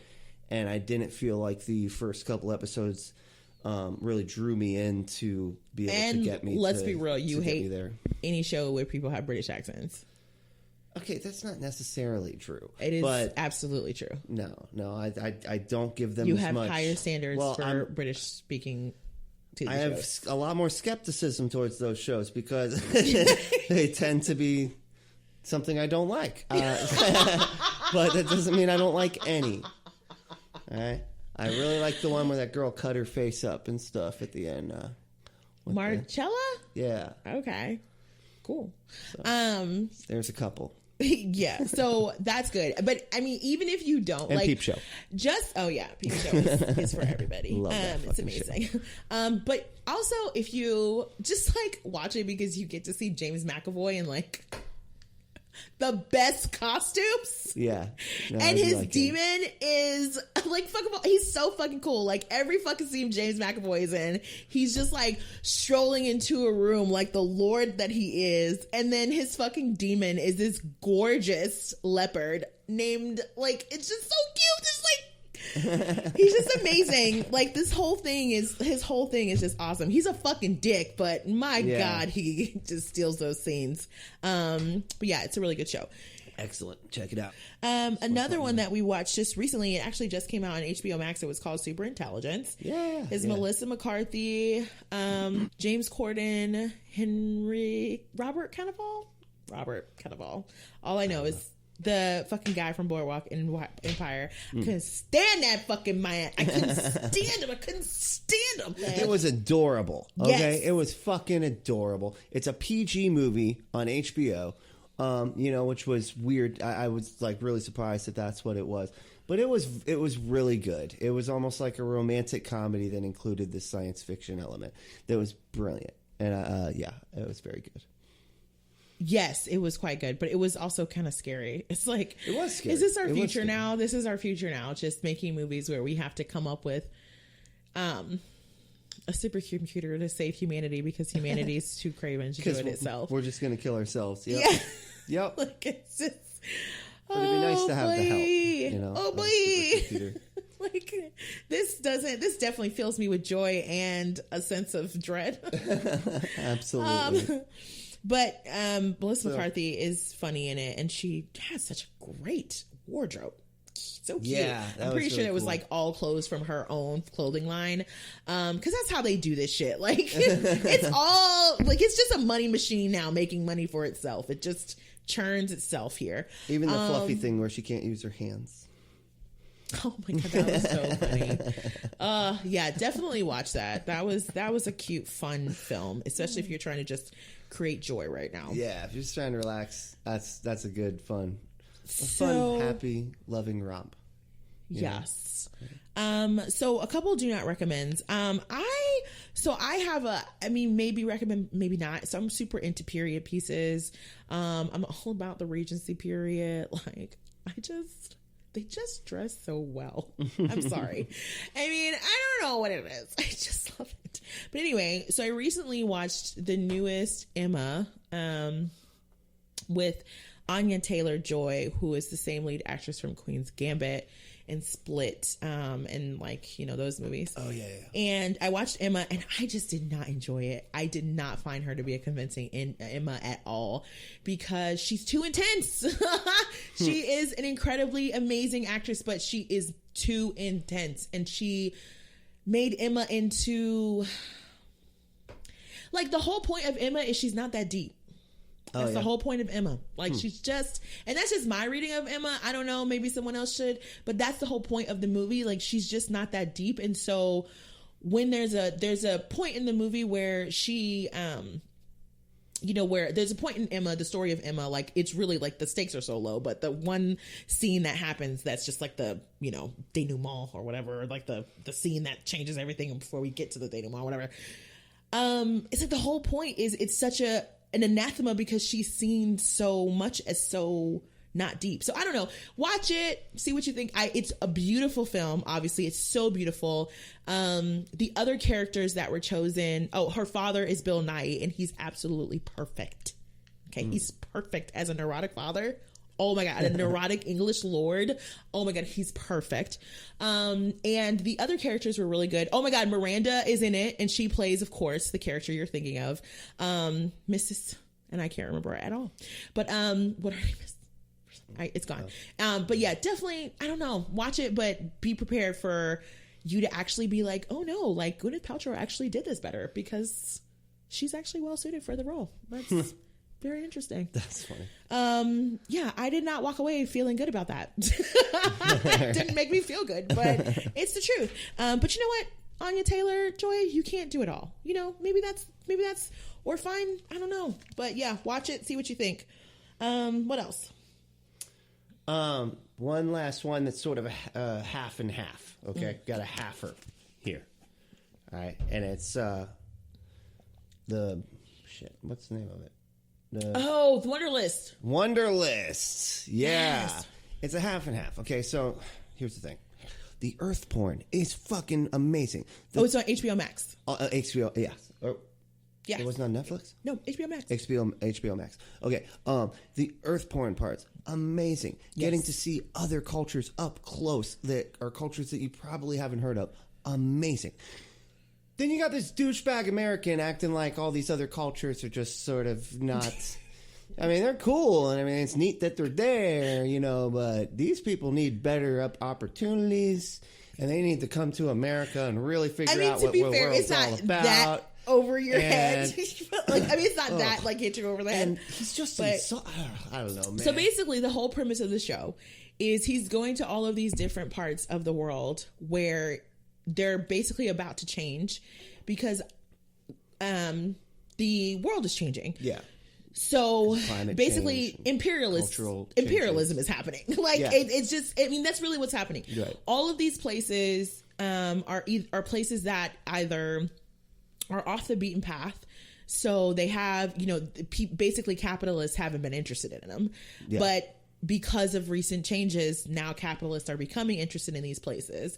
And so it's a fight between trying to keep your way of life, your traditional way of life and way of being, which is outside of the capitalist system we understand and know here in the Western world. Which is creeping into their cultures and stuff. Exactly. Bit by bit. Yeah. And then all of these benefits that they have, because obviously it's not perfect, this lifestyle, but all of these benefits that they have from it are going to be lost. Like if you sell half of your island to a white dude, like that's going to change your way of living. Like it is just spread. It's just going to happen. Yeah. There's places like there's certain parts of the world where they depend on ecotourism, which I don't even understand, where they want to start depend. I think they did a show in India where they have a problem with the tigers.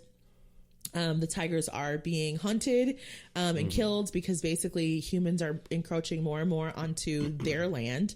And so they're fighting for the same land. Yeah. And so they want to get humans to basically move out of the land. But the way that they want to do this is to like set up ecotourism. But it's like, okay, but now we're in a pandemic. So how is that region faring with ecotourists? And then it's like, I don't know. Like, is that really? I don't know. It's just you have to bring in all these other capitalistic ventures to serve these tourists. You know, so it ends up spreading even more, and then the culture. You know, it tends to start to poison the culture. Yeah, and you see exactly how we ended up in the bullshit that we are right now. Because on the one hand, it seems like a great thing. Okay, money, yeah, that's awesome. But when you come from a culture in which money hasn't really been that important, how good is it? Right. And when it means that you have to now go into a world in which you have to compete with people who are already like competing in a way that, you know what I mean? Like that's so unfair. I mean, it's just, you're starting from less, I mean, way negative 100 from zero. Like seriously, you know, I mean, and you don't maybe even understand how the system correct, because let's be real, they're being underpaid. They're being and they were fine before, you know, and that's what kills me. You know, they act like everybody's supposed to want this capitalist bullshit, and we, or at least the way that we do it. Yeah, and it's hard because it's like there was one group, they went to Fiji, and there was one tribe where they were talking to some of the members, and there were some members that had moved to the city, and then decided to come back because there was no reason. Like there's food here. Yeah. They're all like, there's food here. There's food here. There's food here for everybody. There's a place here for everybody. Like in the city, there's nothing. Like I have to work just to be able to live. And it's like, yeah, bro. Yeah, that's city life. That's capitalism. That's and they're just hanging out. They're doing their you know what, it's being together all the time and like actually embracing each other. And I don't know. It just seems like and we don't have a system that would allow them the time to even figure it out, because we don't even allow like, hey, you know what, like, yeah, you can come out of, you know, you can stop your traditional ways of life and come live with us, but you know, and here's like some housing, here's some land so you have a little bit of a farm so you can subsist yourself. Yeah. You know, your kids are going to go to this school and da-da-da-da. But it's like, we don't have that. They don't have that kind of system. Like, they're not going to have access to all of that. No. And so not only do you have to give up this way of life that subsists you and like go do what we want you to do, but like we're going to make it really hard too. Right. So like all this little stuff you didn't used to worry about, like food and shelter and warmth and love and leisure time, now we're going to make all of these things dependent upon how hard you're willing to sacrifice yourself. Right. And that's a huge change. But anyway, the point is, it's beautiful to watch. It's beautiful to watch people, these actual communities, talk about their struggles and what they're facing. Yeah. But yeah, the dude who's hosting it is like your average dude dad, and he finds a way to make the dumbest jokes about so everything. Annoying. Like, insert, like whenever there's a scene happening with him and they say something that you can insert an obvious joke, he never not takes the opportunity. He does the douchebag American thing where it's like those movies that are supposed to be funny because it's the American within the other culture, and they're acting like their culture is kind of weird or whatever. Oh, so I want a burger, man. That's what and that's supposed to be funny. Like, that's like his sense of humor. And then assuming everyone watching the show is the same. Like, bro, we don't find that they funny. Don't get it, man. They're not fucking Americans, dude. Like you're surrounded. They don't, and or you think you're the first American here? Oh, sorry, y'all. I'm just making noises. I'm like we're not recording something. Like you think, because I have to be talking with my hands at all time apparently. But like you think you're not the first American to make a dumb joke, right? You don't like they've heard this one. They've heard, they know who you are. And that's the thing that kills me about Americans traveling. Like, they know us better than we know ourselves. Yeah, don't you get that? Like, and they don't think it's funny when you're just like, well, I like mine better. You know, like, I don't know. You got to watch it because we can't explain it to you because right now yeah. it's hard for us to even think of the dumb jokes he thinks because they're so goddamn obvious. They're so forgettable. But you know who we're talking about. But he just takes you out of the whole mood. He is like the opposite of David Attenborough. Mm-hmm. There you go. Yeah. It's like, you know how David Attenborough can basically like make everything highbrow and explain things in a way that makes you feel a sense of wonder. He does the opposite of that. Yeah. He takes all the wonder out of the situation and brings it right back down to the most obvious basic shit. So anyway, we're kind of recommending it to watch it. Half recommend. And that was it for Weepy Nerdin'. Yeah. So now, some type of way. Some type of way. Some type of way. Some type of way. Some type of way. Yeah. So fucking motherfucker, man, you fucking feel some type of way. Yeah. Some type of way. Some type of way. I'll go ahead and start mine because I'll start first. I never start first, I think. I feel like. You're always first, I feel like. I could be completely misremembering that. I don't know. Memory. Memories. Sorry. So, okay. My some type of way this week is, I mean, now we have to unify. What, with the Democrats? Well, yeah, and with the Democrats and with unify? the Republicans, and with all the Republicans who voted for Biden but then voted Republican for the rest of the ticket, and like all these people, now we have to unify. And I guess there's all these fucking calls for unity, and I'm just like, is this a real thing, or is this just so we'll shut up about how fucking awful that cabinet is he just chose? Yeah. Biden just chose. Or like, sometimes I feel like these things aren't real as opposed to just tropes that keep getting trotted out to shut people the fuck up. Yeah. Yeah. Like, how wild is it that we've spent the last 3 weeks, like, you know, respected Democrats has spent the last 3 weeks telling AOC to shut up when she's literally the only person fighting for us. Right. Like her and people, other politicians like her, you know, and not even super progressive, but just kind of like on the left, but like, you know, not a centrist or whatever. Like, you want her to shut up? You want her to shut up? It's just been really frustrating for me because it's like, oh my God, like, it's not my fault. You know what I mean? Like, I don't know what to tell you. I'm a black progressive. This is what I want. Here are the policies I want. Here's the policies I care about. I mean, that's it. So when you start complaining to me about like, well, most of the country is center and da-da-da-da-da, like, you know what I hear? I hear I'm unwilling to live in the world in which Republicans have, you know, created, basically. Like, I'm unwilling to fight against both the Republican machine that exists, because it's a machine, right? They have their own TV channels, their own radio stations, their own communities now. They have, like, they have their own things. They have their own communities. So, like, you know, their whole, it's an entire infrastructure now. Yeah. And so you don't want to deal with that. Okay, obviously that's not a great strategy because they're coming for you regardless. Yeah, but they don't okay, care. you make a choice. You're making a choice. And so now you don't want to deal with that. And you also don't want to deal with the realities of you could be doing things better. So what is it? Do you want us to just vote and pat you on the back as you fuck up along the way? Like, listen. I understand being a Democratic operative probably is hard, I guess. And figuring out how to get votes and how to win when another party is cheating apparently is hard. But you gotta show up. You gotta show up. You gotta have the fight. And you gotta be ready to have the fight. And it's like, and you gotta be willing to use the power that you have. You just can't keep relying on people to be responsible. That's not, our democracy is doomed.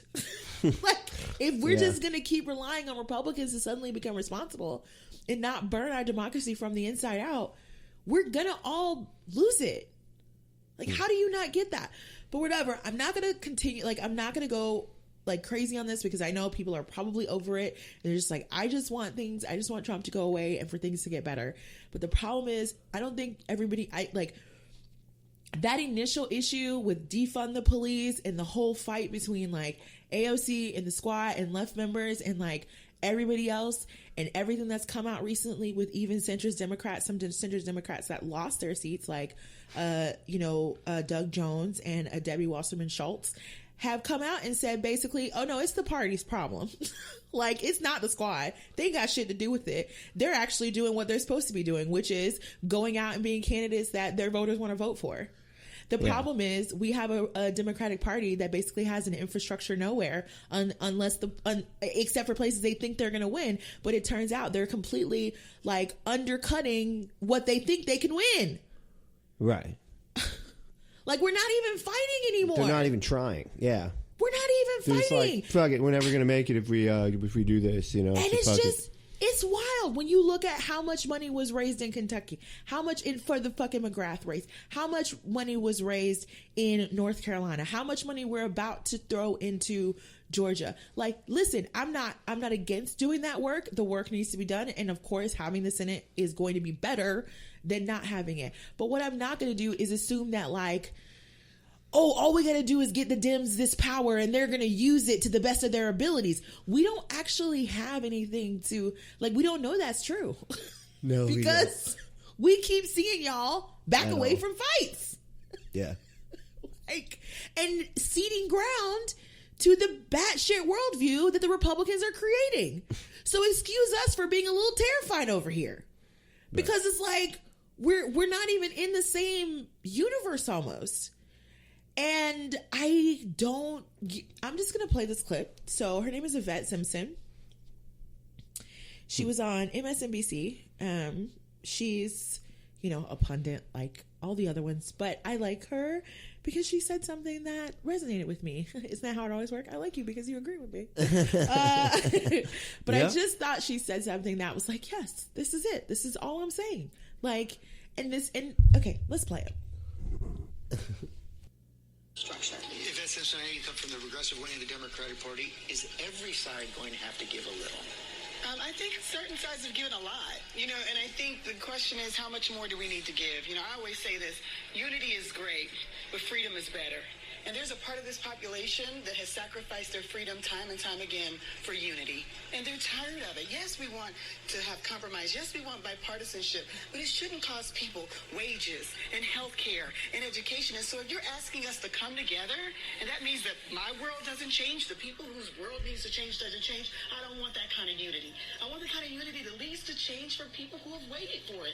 And if this pandemic hasn't showed us that we need to serve people first, and that needs to be a unifying message. The Republicans need to be on board with actually taking care of people. If we can unify around that, I'm all for it. But if that means that we're going to compromise and we're going to continue to serve the 1%, the people who we have always served, that's not the kind of unity we need right now. Yvette, go ahead, Mom. And that's that. That's it. And that's that. That is it. Yeah. And that's that. Yeah, unity's fine. Unity is great. But when you're trying to unify with people that are actively trying to subjugate you, that's not a good deal for an entire demographic. There is no middle ground. There is no middle ground. Yeah, you just can't do that. It's like everything. It doesn't fucking work. Like, once again, all you centrist Democrats that ran on, we're gonna keep your pre-existing conditions and we're gonna strengthen the ACA while ignoring the fact that no one fucking likes the ACA. Nobody. Like, it's helped people. It's saved lives. Absolutely. But that is not the kind of policy win you want to be out here touting. Like, the best Democrats can offer you is a very shaky policy that we will underfund whenever we fucking feel like, capriciously, and, triple your fucking rates whenever we fucking feel like it. Like, that's not, what is that? That is not a win. Yeah. It's not a win. If anything, it's made it even more difficult for us to envision a future where we can have Medicare for all or any sort of single payer system, because we did all that work and this is the best that we got. We got, 8 years before a Republican administration basically just gutted it. We got literally the opposite of what we were trying to get. Instead of getting the public option, which was supposed to be completely government funded for everybody to be able to have this public option. No, now the government's paying the insurance companies because they're going to promise to give us a fair, cheap policy. Well, it wouldn't be government funded; it would be government offered. Government offered, like we would still pay for it, but you know, taxpayer funded. Taxpayer, exactly. Yeah. But so it's like, but it was the opposite. We ended up paying the fucking insurance companies. That's how fucking slick these goddamn fucking Republicans were. And then they want to act like it does too. Oh man, it doesn't work. See, the Democrats fucked it all up. No, you fucked it up. You don't get to do that. And it's God damn. Honestly, obviously the ACA did so much more. Obviously, we have much better insurance policies now than we had in the past, which is a great thing, obviously. But it's just, I just don't understand the purpose of continuously doing shit on the margins when it's like all this is doing is creating more industry capture. That's all this is doing. All this is doing is making it even more difficult for our government to extricate itself from the private insurance industry. Period. Like, it's just becoming a situation where we are beholden to them and we just have to accept that. Like, it is insane. There are people who start jobs and can't get health insurance for 3 fucking months, for 90 days. Why? Why? I mean, 1 year, people who have no history in healthcare have no idea what they're doing. They get to manipulate things like, oh, you know what? This year we're going to make urgent care only $25 instead of $125. So you'll go there instead of pay $200 for the ER. Listen, that's a great thing. But at the same time, like, why is this person in charge of this? Like, right. Why does this person get to make this decision on my behalf? Because in the end, you think it's for your health, but it's not. It's for their bottom line. That's it. That's why they made this change. Like, it is. It's just. I don't see how people don't get that we have serious problems, and yeah, we can sit around figuring out ways to win over more Republicans. We can sit around figuring out ways to get moderates to vote for Democrats when they don't trust them. You know, we can do all of that. Or we can just like come out in support of great policies and get people to vote for their own interests. Like, I don't know. I don't know. I feel maybe like it's just, I don't know. I just feel like the Democrats have come to this point where they are completely tone deaf. Like, I watched for 3 weeks, I watched just the dumbest shit happening on the internet. Yeah. And all for it to come down to everything AOC originally said was absolutely fucking true. And now everybody wants to believe her because Beto O'Rourke, Doug Jones, and Debbie Wasserman Schultz came out and said it too. So it's like now that non-progressive people who aren't AOC have said it, now everybody's like, okay, Democrats, maybe we need to look at what the fuck we're doing. But people who are in support of policies focused on people come out and say it first. And it's like, these progressives needs to learn to shut up and get in their space. And that's the bullshit. That's the kind of stuff right there that's like part of the reason I'm not religious anymore. And I don't go to church, because that was always the shit that bothered me. Oh, right. Like the stay in your place shit. Oh, yeah. Who are you? Why are you talking? Why are you speaking? She's a fucking elected official. Yeah, it's her job to speak about specifically this. Like, honestly, like, no one, like, about? It is, like, no one gets, like, it's just weird to me. Like, it is obvious, it is so dumb to be in this year, 2020, to be an elected official and not be trying to cultivate an image of yourself on the internet. It is, I mean, if it's something that makes you not want to go into elected office, that's real. I get that. If that's not something you want to do, I get that. But this idea that you wouldn't try to bolster your ability to do the most for your constituents by creating a national image of yourself is just dumb. Like, you don't know what politics are. You just don't know what they are. No, yeah. You don't get it. You don't get it. And you really don't get where we're going. And I don't know if it's a good or a bad thing, but I just know that, like, y'all, it is coming to a point where you're not going to be able to consistently get away with acting like this is a super important election, because Donald Trump isn't going to be on the next ballot, right? Yeah. Like, that's done. That's over with. That little bump that we got from him is gone now. And so now we got to start playing ball. Yeah. And I don't know. It's just, I'm so disappointed. Yeah. It was like rapid fire. I mean, I'm just so very disappointed in how quickly it has fallen into, defund the police was the problem, when it's just like, was it though? Because it's very interesting to me how like 92% or some bullshit ridiculous high number of black women who are usually some of the smartest people in our country, because I shouldn't say smartest, but definitely most educated, the most aware of what's is one of those actually going on the things ground that you can't really like define. But people who have a lot of history of like being able to read out when people are fucking lying to you and like read out bullshit, because you have to deal with a lot.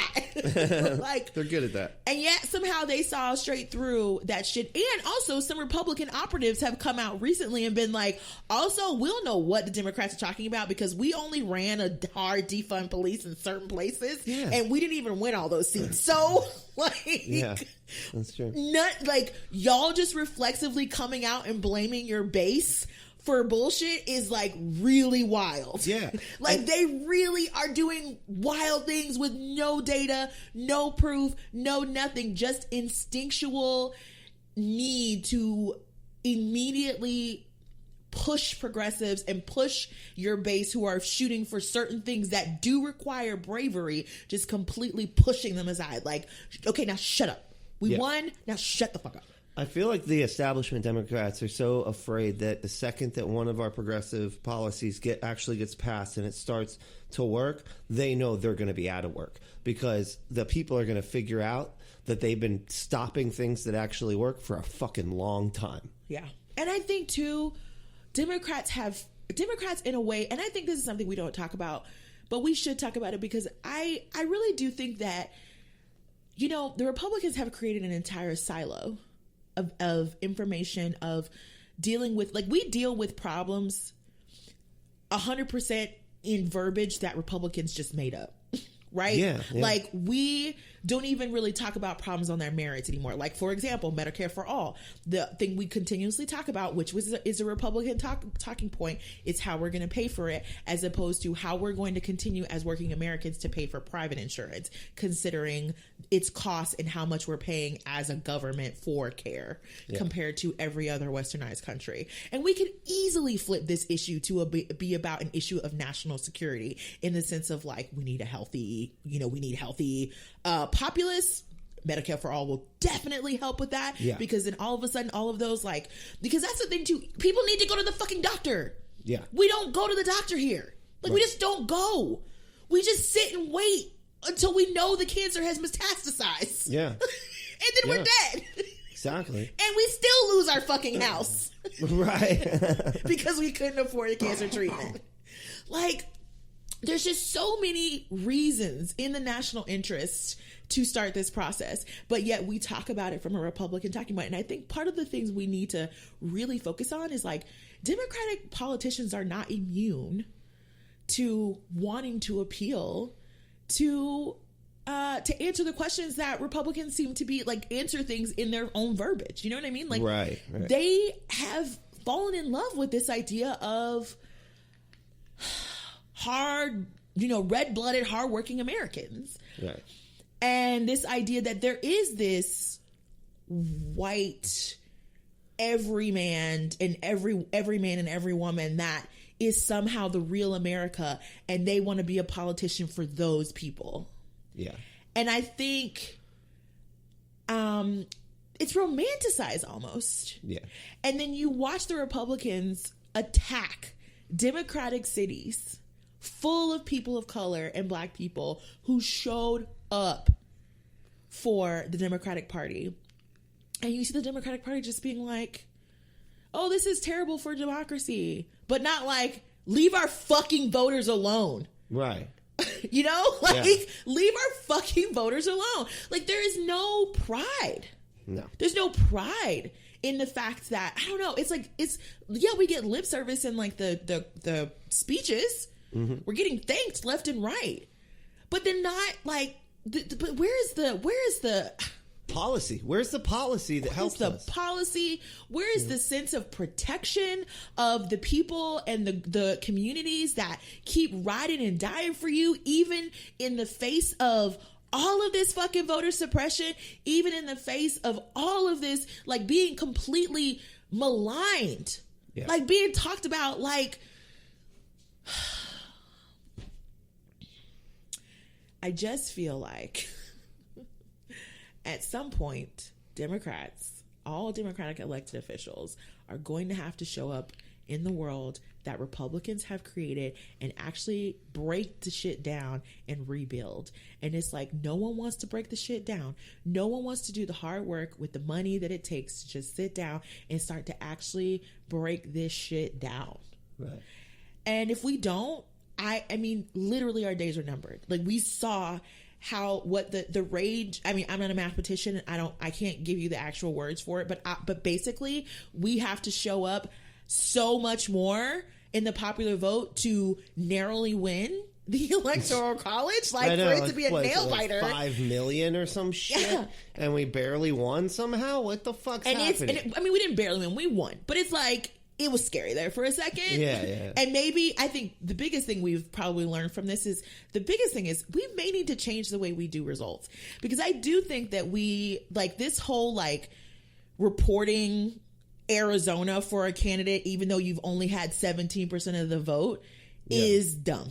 Why do we do that? Yeah, that's true. It's not, because it's not true. It's like, we're never going to stop the count at 17%.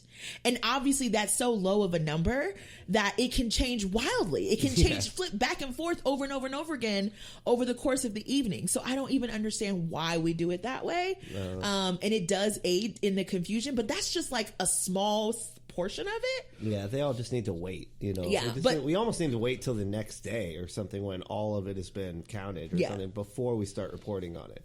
You know, but we're all just so, I want it now. No, just show me what the count is right this second. Yeah. You know, how many people have, you know, even if it's only 17%, I want to know how much is blue. I want to know how much is red.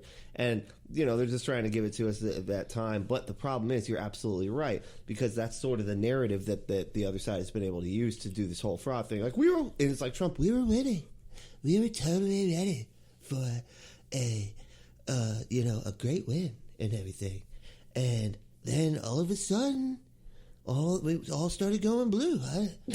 Clearly fraud. I mean, he doesn't know how to read the returns. And it's like, Cartman for Trump. I don't know. That's that's like a small criticism I have, and really that criticism is only for people who don't understand how that works, like our president. But it's not even like necessary. But I love how, like, my criticism is like, maybe we should wait until we count like 90% of it before we then do start results, reporting, or like 85% of it before we do a result. And then it's just so funny that, like, Republicans right now, their response is, no, we just need to get rid of mail-in voting. Yeah. That'll fix it. Let's just scrap mail-in voting, roll out some voter ID laws. Like, of course. I don't know. It's really silly, and it's going to be interesting to see how this all shakes out. Obviously, you know, look, we're just going to see, because I think, you know, unfortunately, what we're about to, I fear or witness is, you know, we're about to get back to normal, which was still plotting toward awfulness. Yeah, it was always teetering on that. Yep. You know, and I didn't expect one election to change everything, right? No. But it's just so weird to me. It's just also weird. Like, Republicans want young people, so they're leaning into the younger voters and young folks and trying their very best to keep their tradition alive from cradle to grave, which honestly, for any political party, should be definitely something you're doing. And it's just weird to me how we don't do that. Yeah. Like, we are just like, oh, you're a Democrat? Cool. Welcome. Bye. Like, I don't know. It's just weird to me. I wish the Democrats would care a little bit more, and I wish it would all make sense, because it's just so weird to me how we're spending this much money and this is still where we are right now. And I just want somebody be brave. Please, just be brave. Just be brave. Yeah. The money is not worth it. I mean, maybe I don't get it because I'm a poor. But I'm just like, and that's the thing, I'm not even like that poor, but I'm a poor. Yeah, and maybe that's just I don't get it because I don't understand what it must be like to like live, like to have that much. I don't know, but it's like the money is worth you spending your career never doing anything you like worthwhile. Right. You know what I mean? Like, I don't know. Like, how much? I don't know. Maybe I'm just being harsh, but Democrats, can you just? All right, babe. I'm sorry. I went off. Okay. No, that was great. That was awesome. Honestly. I was just rambling. I know. I'm sorry. I didn't have my thoughts fully together on it. But I'm just like, this is how I've been feeling. So I'm going to just work it out in this some type of way. There you go. That's what it's for. Like, it's just, I fully understand I live in a union in which we have to compromise and every people have different opinions. But I just don't believe that there are that many people who really think that a $15 minimum wage is out of the question. Yeah. Like and those people who do think that, I think can be convinced of something different because the truth is that it has to change. Like we can't keep going on a $9.25. Like we just can't. I don't know. Go ahead, babe.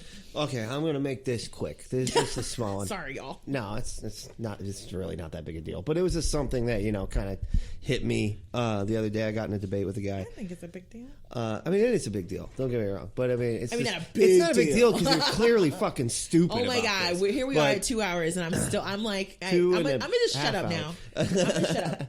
No. So here we go. So what happened? I was in this debate with this guy because he did a post, and I remember seeing it, and it was a shitty joke, and I was like, in my head, I was like, should I say something? I was like, never mind, fuck this guy, and I just scrolled by. He reposted it and then said, some people are saying this is misogynist. It's actually not. And so here's the joke, and I apologize in advance because holy shit, this joke is shitty. So the joke is, I hate it when women say that they can't cook because they weren't taught. You weren't taught to suck dick, but look at you go. And then said that's not misogynistic. Now, and his argument, but in his post, he was like, people are saying this is misogynist, but they couldn't give me any valid and sound arguments. I didn't get a single argument. And I was like, holy shit, all right, here we go. All right. Crack my fingers. And let's get to work. Brent is like, he has his own crusade on Facebook. Brent Crusade Missions. And I don't let it go either. I just keep coming back, but because I'm just insufferable that way. But no, and so I kind of like broke it down. I was like, look, the entire premise of the whole concept of the joke is predicated on the fact that women are expected to do one thing, cooking, and are not necessarily expected to do another without shame. And you're comparing one to the other, and making the teaching part is sort of the punchline that crosses over. Okay, so and I walked him through this whole thing point by fucking point, and he was like, you got to take emotion out of it, okay. What the fuck? You're making it. That was like his argument. I was like, that's not an argument, man. I was like, people are emotional. You have to implement that into your fucking logic. Otherwise, you're ignoring evidence. And you're basically just a fucking evidence denier at this point. Laughter is an emotion. Laughter is an expression of an emotion. It's like, I couldn't believe it. And oh man, and he had like all these people who were just like, oh man, this was a critical thinking test and you failed. I was like, dude, where's your arguments, man? Just present your they were the ones not presenting arguments, which was fascinating to me that they were claiming that nobody was presenting. And that was, and I walked them through exactly how and point by point, exactly why it's misogynist. And then he was like, it's not misogynist because I don't see cooking as something that women should be expected to do, and I don't think that sucking dick is something that is shameful for women to do. And everybody definitely picked up that concept. Yeah, and they were like, "Oh, joke." Yeah, and I'm like, "Okay, well, since you live on your fucking desert island, where you don't understand the stereotypes exist, because they do, man, they exist. I'm sorry, whether you know about it or think about it or not." Doesn't fucking matter. They're there. Okay. I didn't make these stereotypes up. Okay. I'm not creating them. I'm not acting like they're true. I'm just pointing out that that's the point of the fucking joke. You know, and it was a fucking... Like, that joke literally cannot be funny if you don't already have hatred towards women. Right? Because, first of all, women aren't the only folks who suck dick. That's first of all. Yeah, first of all, that's one. I don't even understand, like, what that means. Because I know plenty of dudes who tell me they can't cook and because they were never taught to. And that tracks. Like, I don't understand why I have to jump to dick sucking to like prove that they're lying about not cooking. And also, can I just say, yeah, a dick in a mouth, how difficult is it to figure out what to do with it? Do you need a list of instructions with different times for each portion of that? You're like, okay, do this for this many minutes. You round around the tip and then get that. Do that for 5 minutes. You're gonna hear the buzzer beep, and then then you go down to the shaft. I really hate to like be that person who has to be super intellectual about your joke, but one of these things can be quite difficult, and another one of those things is actually quite simple. So I don't like another way in which it doesn't make sense. Like, your joke literally is like built in. You gotta hate women to find this shit funny. Fucking dogs do it to themselves. Like, this is not a tough thing. Like, what are you talking about? It's not funny. It's clearly, it lands broadly. I mean, just basically right in this flat down center of the fucking umbrella of misogyny. No, there's no possible way you can argue otherwise. And it's just so fucking crazy and if you want to say the joke and not care that it's misogynistic, then don't care. But don't sit there and go, yeah, but it's actually not misogynistic. Now you're just gaslighting and you're being a piece of shit. Can I say, like, okay, obviously there's danger, obviously, in sexual relations, whatever. But not like, can you imagine never having learned how to cook or do anything and trying to cook something on a gas stove for the first time? Holy shit, you blow up the fucking... Well, yeah, no. Like, and not a pressure cooker this either. This joke Holy doesn't shit, make sense on so many levels. It's so stupid. So fucking stupid. And once again, like we say to the people who just, like, enjoy saying the N-word, too, like, you're allowed to. Like, no one's telling you not to. You're not getting taken do whatever to jail. The fuck you want to do. We're telling you, if you don't want to be judged for it, don't do it. But if you don't care about being judged for it, do whatever. Go ahead. Just but like some people are going to tell you you're a jackass. But like, that's the thing. They want their cake and eat it too. You know what I mean? Like I want to be able to say misogynistic things about women, but for you to not think I'm a misogynist. Yeah. And it's like, it doesn't fucking work get like it. that. Oh man. So yeah, that was my. That's not allowed. So yeah, you got a nice long episode from us here. It's our first time back in a few weeks, so yeah. So there we go. That's kind of what we do. A lot actually, to get off our chest. Save up a lot. We do, don't we? Yeah, that tends to be how it works. We go like a long time, and then all of a sudden, boom, we get like a 2.5 hour episode. Let's get this fucking shit out. But yeah, like I also want to say, just like a quick aside, I really. One of the things I'm a little paranoid about is like y'all listening to this show and it being too complainy. And listen, we complain a lot. Yeah. And, but nevertheless, we still want to do that work, right? We're still going to vote. We're still going to give our money. We're still going to show up, and we still want to fight for a future, full of progressive policies and where people can just be like can live. Yeah. in this motherfucking country without having to like feel bad about it. Like, I'm so tired of it. Like, so embarrassing. And I think, obviously maybe that makes me too idealistic, but I don't know how else to get through the rest of this life without being that way. Yeah. No, I can't. Man. And at least we try to have fun with the complaining. Like, we're not just sitting here complaining. Like, we at least try to have fun with it. But I think that's such the thing. It's like everyone's like, just stop complaining. And it's like, but what if the complaints have nuggets of information that could be helpful? Yeah. Because that's the thing. It's like, everybody's just like, okay, just, we won, so just collapse and be happy. And it's like, but y'all, there's some serious... This was the bare minimum. Shit that's scary here that we need to get a hold of, because we can't keep doing this. No. We can't keep doing this. It's not a winning path, in my opinion. It's a scary path in which power will never be truly accumulated in a way in which you can make change. And then eventually you get to a scenario where the vast majority of the electorate don't feel like, you know, there's even a point in showing up. And then where we? They don't even know what the problem is. If we're not complaining, if nobody's saying shit, nobody even knows there's a problem because they're not problems for them. And it's so interesting because I love how, like, now, defund the police was such a bad slogan. Defund the police, it's such a problem. Like, I know so many people hated defund the police, and I just find it so interesting because as everyone's saying this like it was a foregone conclusion, which I don't know that that's true. It's also just the reality of, like, okay, but we can't forget that police are a problem, right? Like, we're not going to just forget this entire summer full of videos that we watch these cops acting like fucking gangs on the street. We're not just going to forget the fact that the Louisville Police Department, like, killed Breonna Taylor in her home while she was sleeping, then went on a smear campaign against her and her family, and then when, like, paid her money without giving her any justice, and made sure to not get any justice, mind you. And then also we find out that not only is the cop who was instrumental in all this not even, like, feeling any remorse, but also, like, feeling like the victim, like, not even reckoning with the fact that he fucking killed somebody.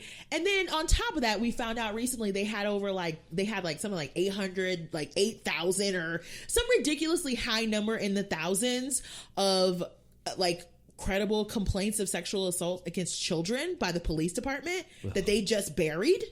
Wow. They just buried. This is one police department. This is one police department in one municipality, and they just paid Breonna Taylor's parents, like, mom, millions of dollars out of taxpayer money. Yeah. And it's like, are you kidding? White people, this can benefit you too. Like, what are you talking about? Yeah. Are you not interested in how your local police departments are using the gobbles of cash you're working to give them?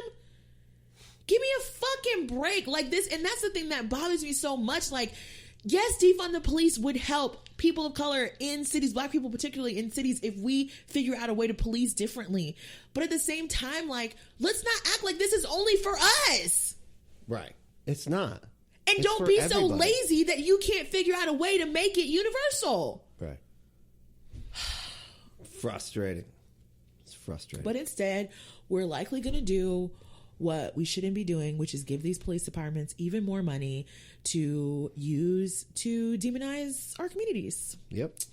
So patrons, thank you for listening. I was trying to appreciate your contributions. We got to get back to start doing the reading of the patrons. We'll do that on the next one. Yes. We've just been, like I said, we were super bogged down, and now we've gone way too over. But Nikki, what do we say to the haters, discriminators, You're gonna put me on and a leash. masturbator shamers? Messed up the rhythm. I am. I'm gonna restart it. Okay. Brently. Yeah. What do we say to the haters, discriminators, and masturbator shamers? Fuck off! Y'all have a great week. We hope that you enjoyed this great episode.